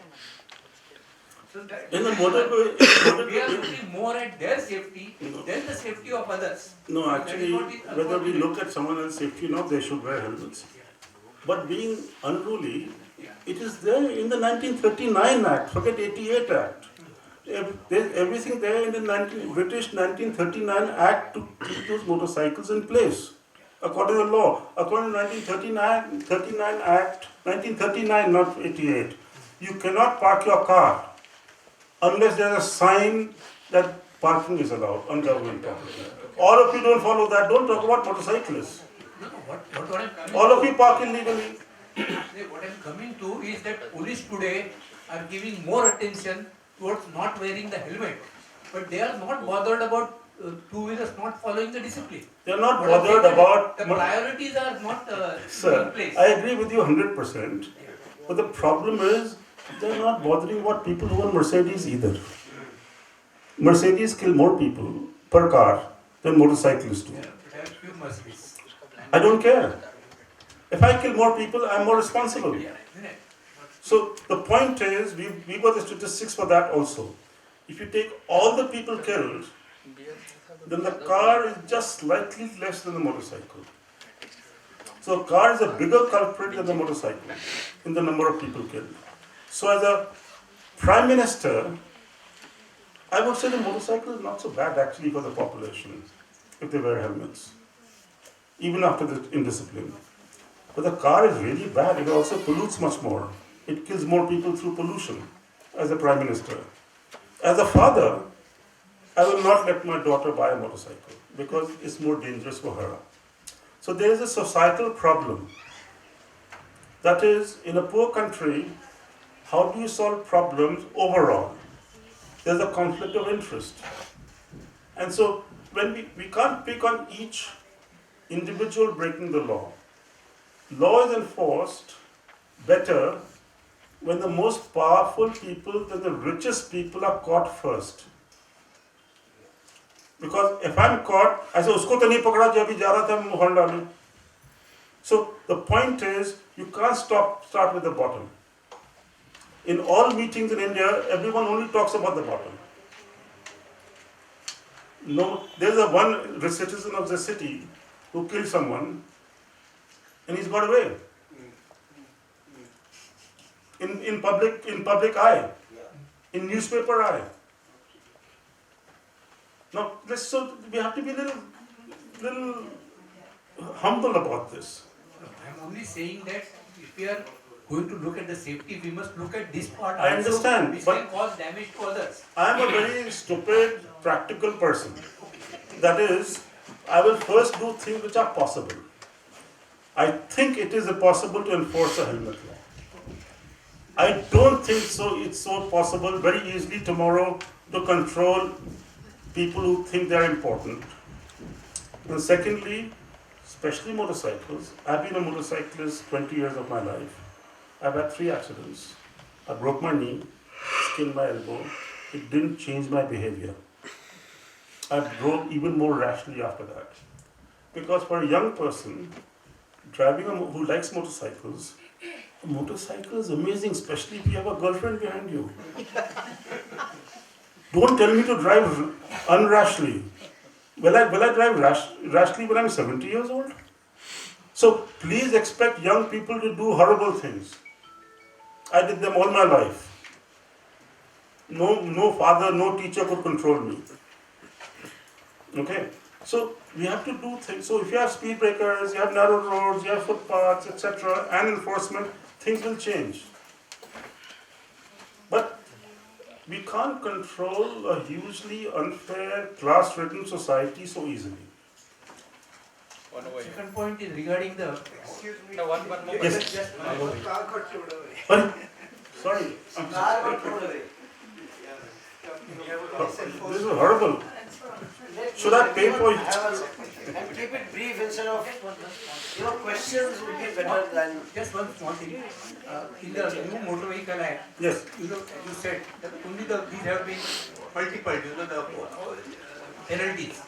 But what has happened is there even in the old law, there are penalties for some simple thing like not carrying a license, which is more this one than the serious offense like jumping a signal. We can So debate that has that. not been corrected. Okay. So the more safety related things should be charged more. So maybe Actually, there's a problem in that because we also follow the West. If you don't have your license with you, for example, in the US, they'll take you to Thana Knock you up. and lock you up. Not for jumping a red light.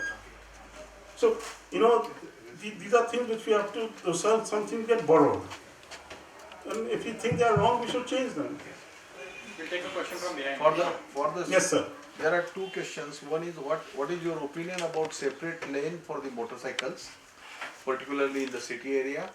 And second one, for the stationary machines, we require manufacturer to give the training for the operators. Okay. So what about these moving machines? Motorcycle lanes have been experimented with in Malaysia. But those lanes are only on intercity roads. Because if you make a lane in the city, firstly, the problem is that something called junctions. So if the motorcycle is on the left-hand side and they have to turn right, that means you have to stop all the other traffic for those motorcycles to turn right. That means you have to increase the number of phases and so on. We are not giving space to pedestrians and bicycles. I would very happily have another lane if the technology was available for motorcycles. If we first gave a separate lane, nice pedestrian path to pedestrians and a lane for bicycles. You know how many people go to work on bicycles in Mumbai? One guess.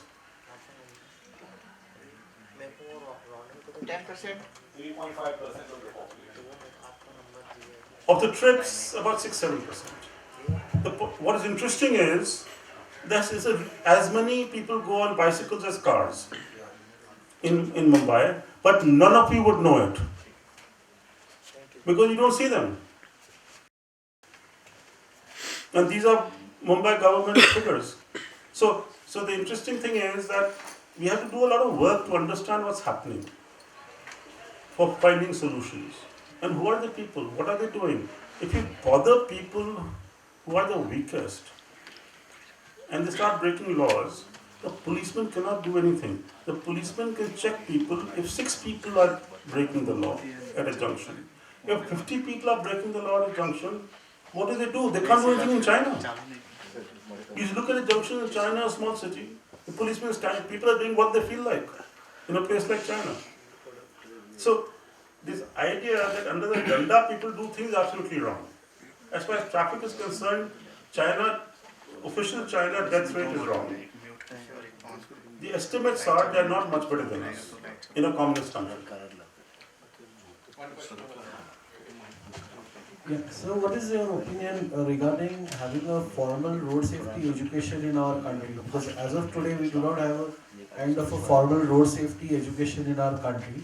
That's number one. And number two, we have so many agencies like NGOs or agencies who have come up, and they all seem to be, having a small piece of a map in their hand and trying to hunt for the gold at some point of time. So what is your opinion about that?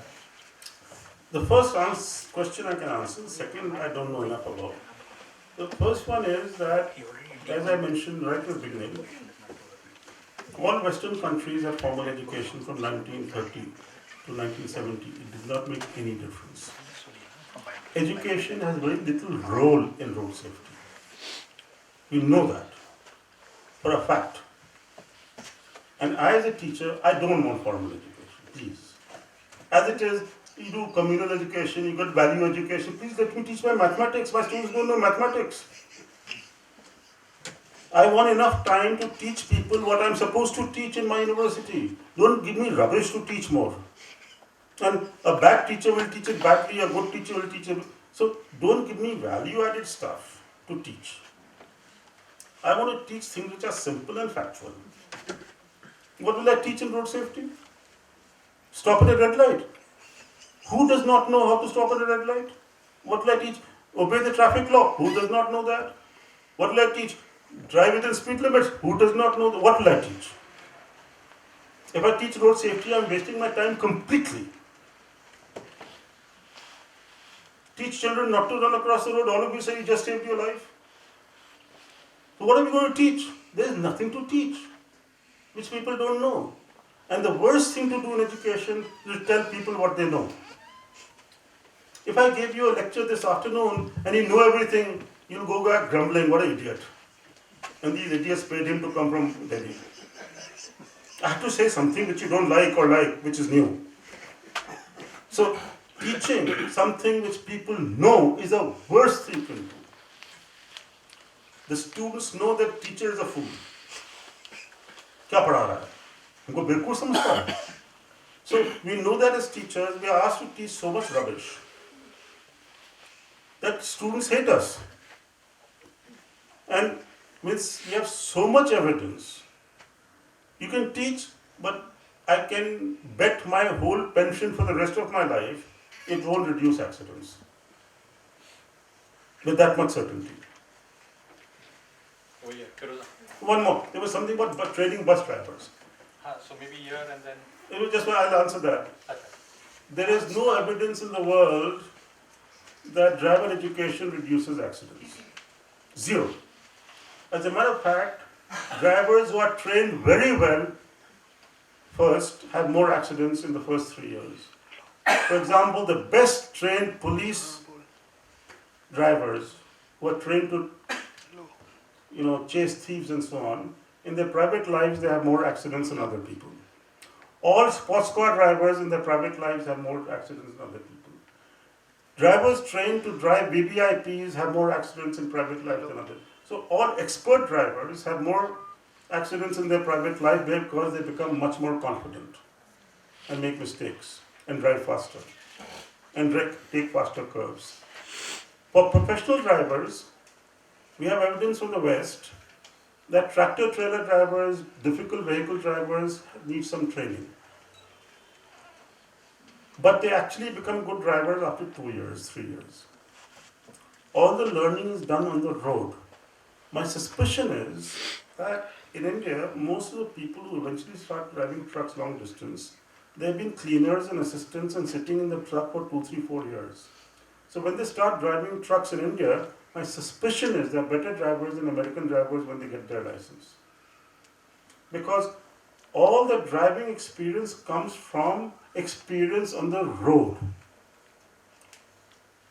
Can I teach you to play the sitar very well in 2 weeks? Tell me. Which one of you will become a good sitar player in 2 weeks? Anyone here? Zero. How do you expect people to become good drivers in 2 weeks training? We know from international experience that it takes 2 years to become a reasonable driver after you get your license. Everywhere in the world, in the first 2 years of their life, or 3 or 4 depending on the person, there are more accidents than later.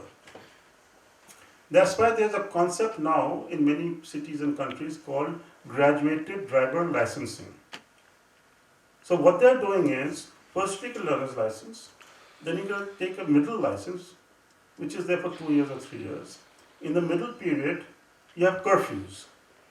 You cannot drive alone after 7 o'clock at night. If you get one challan, you go back to 0. So it's a curfew to make you drive less for 2 years. You cannot go out with 4 other young people. You cannot drive with 4 unlicensed people and things like that to limit the young person's driving for 2 years. In that time they gain experience, and after 2 years they get the full license. So what this does is that for those 2 years you reduce the exposure of the less experienced driver, so you reduce accidents a little bit. For example, if a bus driver kills someone and he has 10 years experience, he's not an alcoholic, he's not psychologically disturbed, he has no other mental problems, the chances are that we put him in jail and he'll replace him with a new driver. Because he's a new driver, the accidents will increase. So by putting this driver who killed someone in jail, you'll increase accidents. So you have to be very careful as an employer that to judge that the person who had the serious accident, does he have some other problems? Because of the accident, you discover he's an alcoholic, you have to take him out of the driving job and give him a desk job. Because if you fire him, it becomes a very serious problem because you'll get some pressure put on you not to fire him, because how does his family survive? And so on. So this area of road safety is as complicated theoretically as treating cancer, because the results are opposite of what you think. Teaching children is opposite of what you think. Jailing people is opposite of what you think. And so, unless we have a lot of such discussions and understand what everything is, and we are not different, please don't, I'm not trying to be difficult, but what I'm trying to say is, the same process happens in every country. Because ordinary people are the same in every country. But suppose there were 70 of us in this country who know all this literature what I put in front of you, then it will be easier for you to believe me. Because 30 other people would say the same thing. Okay. But when there are few people in a society, then it's difficult to get a consensus. Because I don't want to push my ideas as a dictator. All of you have to agree with me. Because I may be wrong. Okay. I will say what I'm saying because I feel very confidently that since my salary is paid by the taxpayer and I work in a government university, if I'm working in a private university, my only job is to pass the student and obey my employer in a private university. In a government university, since the taxpayer is paying my job, my only duty is to tell the truth. Because my job is permanent and no one can do anything to me. So if the society has given me so much privilege, the only thing I can do in all conscience is to tell what I know as well as I know it truthfully. And that's our job. Sometimes it's difficult, sometimes it's easy. But these things we have to discuss more. Ask other people. Look up our website. Ask other experts internationally. If what I'm saying is correct, then we should do it. But yes, we should train. There's nothing wrong in training bus drivers. But my suspicion is that accidents will not reduce very much. Because that 2 weeks, 3 weeks training is nothing. And please don't depend on driving simulators. Driving simulators is the biggest hoax perpetrated in the world. That's why they're not used in the West. Because driving simulators are like video games. And if you put your 7-year-old son or daughter on a driving simulator, they'll get a license more easily than you. How can you simulate your traffic on a simulator? When you're turning, and how can you teach driving? Because when you teach driving, you teach at 30 kilometers an hour. Can you teach people how to drive at 100 kilometers an hour? See, we don't even look at reality. We have accidents at 100 kilometers an hour. Why is the driving training not done at 100 kilometers an hour on the highway? Who's teaching you how to drive at 100 kilometers an hour? Who's teaching you how to take a turn on a difficult curve? Who's teaching you how to avoid a child running across? So, this whole driver training is also a bit of a hoax. Because we cannot in reality train people to do what's real, what they experience every day. flying simulator is very important. It works because your cockpit is very complicated. You have hundreds of switches, this and the other. You have to know all kinds of things about the atmosphere. I have taken flying lessons, so I know. You have to see the horizon. You have to understand all kinds of stuff. The aircraft controller's language, this and the other. And there's no one running across your plane.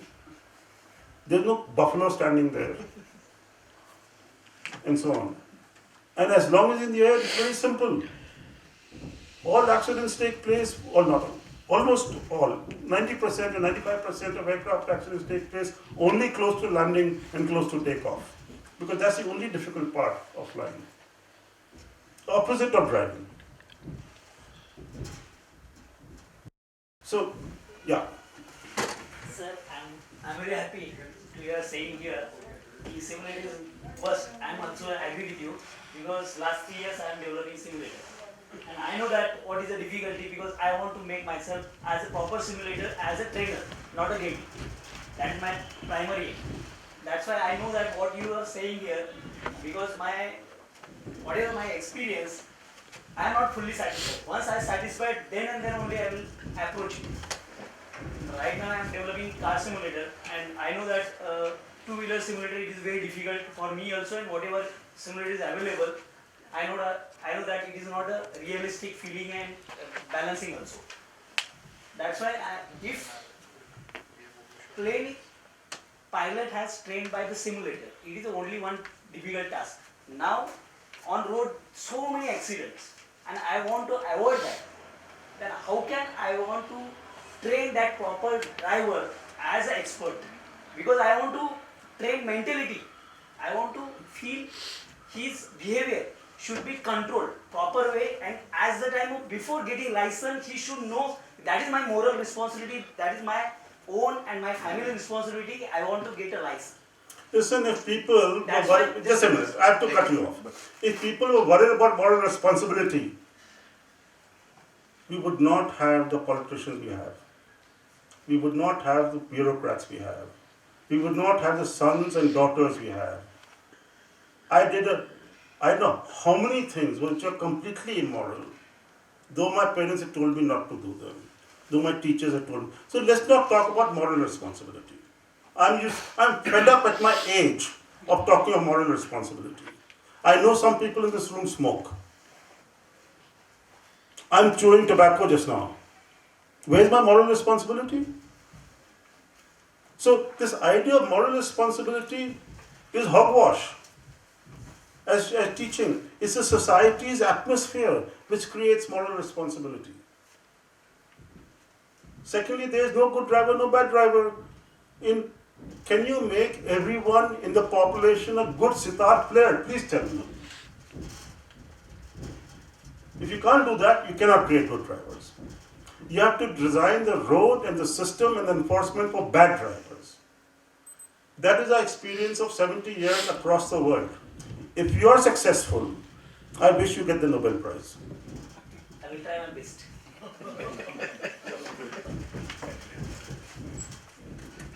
Is the position of the driver in a bus or a truck in terms of the vertical position, is it important? We don't know because they have tried many buses and trucks with the driver at the lower position. We're not so certain at all because these things cannot be proved theoretically. We learn these things from world experience. So if there were 1 million buses running for 10 years with a low driver and exactly the same design 1 million buses running with a bus driver at a high level in the same society, then I can give you an answer. We have had no such experiment and there's no evidence for anything. So one advantage the truck driver has is since he has a bigger load, he's high, he can look at a wider distance and see what's happening far ahead of him and so on. So there are many things I can't give, ab initio you can't prove these things.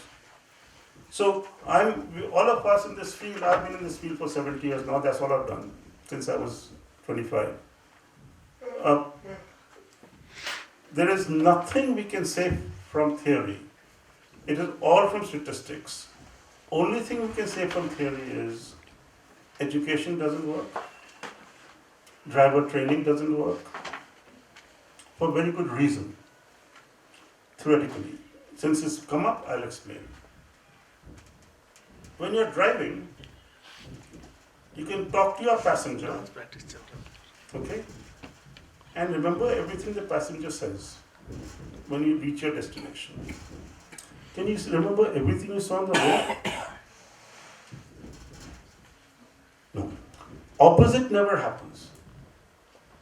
That is, you don't remember most of the things your passenger said, but you remember everything on the road. So what is the theoretical issue there in evolution?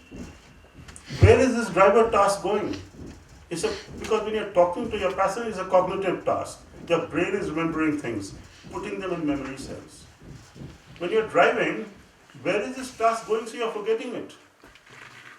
So theoretically, one theory is, like when you walk, you don't have to think how to walk.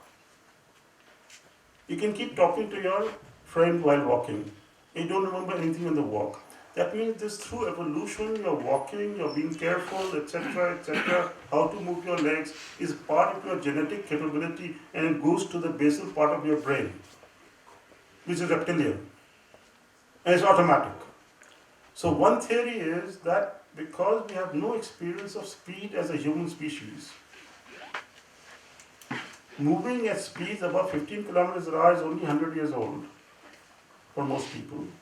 It's a very artificial activity which the human species has never experienced.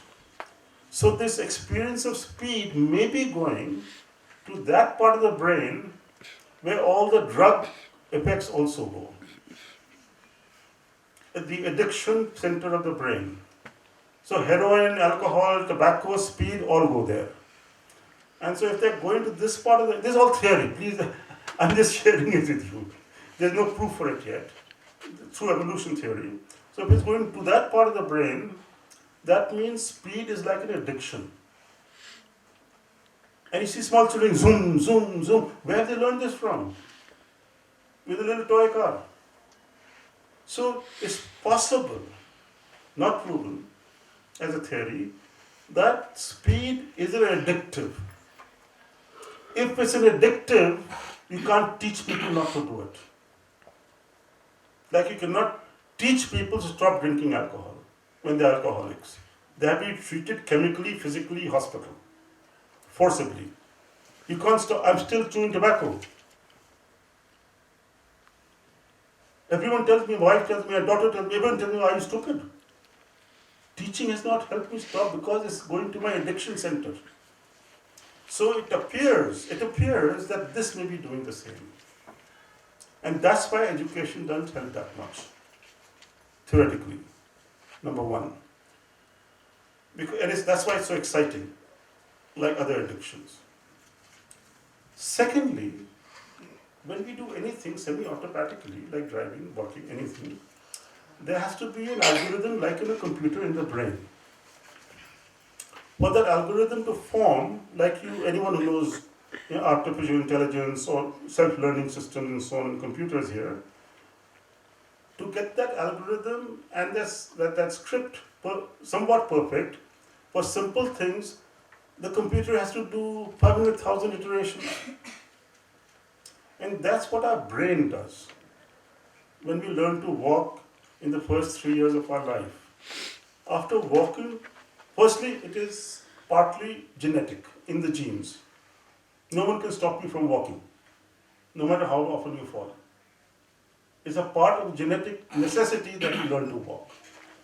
But after that, becoming good at walking, by walking few thousand times in the first 3-4 years, you form an algorithm in your brain which is automatic. If you see a stone, you pick up your foot. You don't have to think about it. The answer is already there in the algorithm. Same thing is happening in driving and learning and walking and crossing the road. After you do it we think it's about 3,000 to 4,000 times.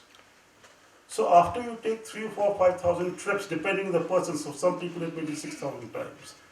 If you take 3,000, 4,000, 5,000, 6,000, 7,000 road crossing trips, 4,000 trips of driving, which takes 2-3 years, slowly all those algorithms form. And so when something happens, you don't have to think, like in a computer, the answer is already sitting there.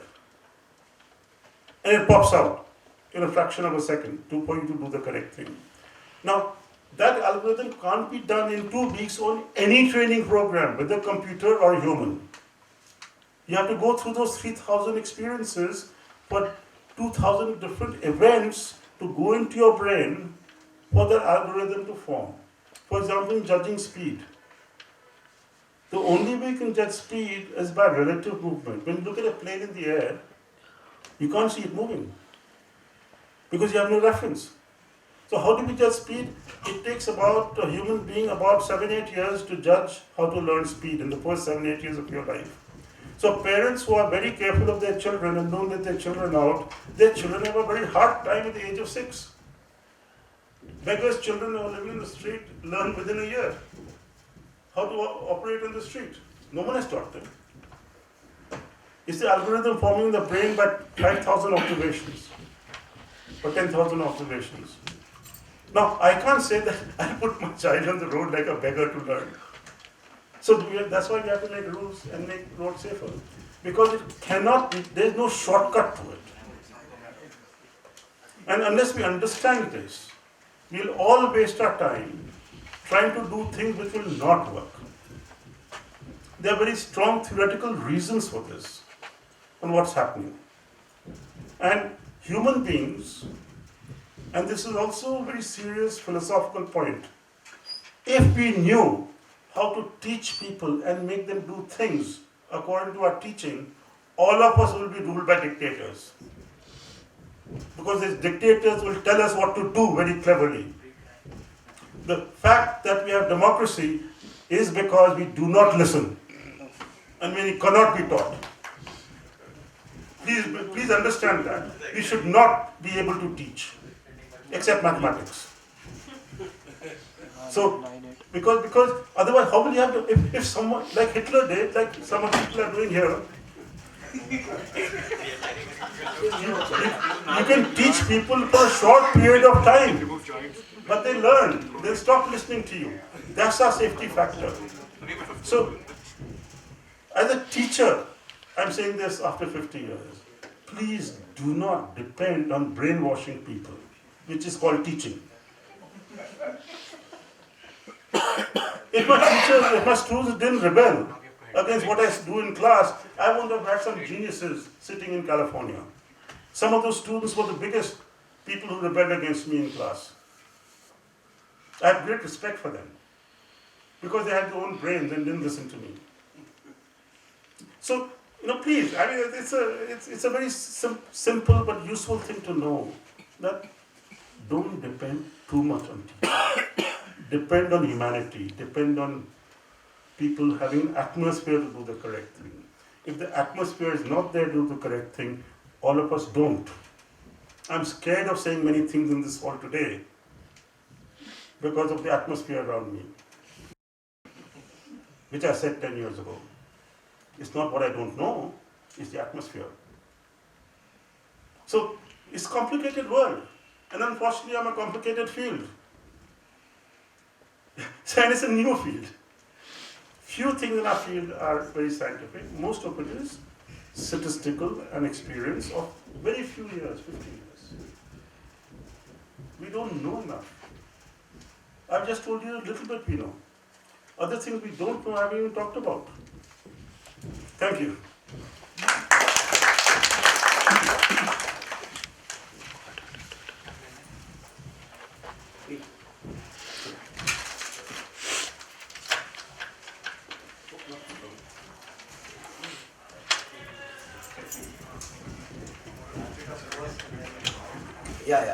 I'm sure that we can go much longer and Dinesh would be also ready, but we have really crossed the limit of this auditorium and we have some chai and biscuit sandwiches outside and I'm sure people want to go home also, but I would like to thank Dinesh for such an interesting, and it always happens that he comes out with statements which make you think rather than put them in your head.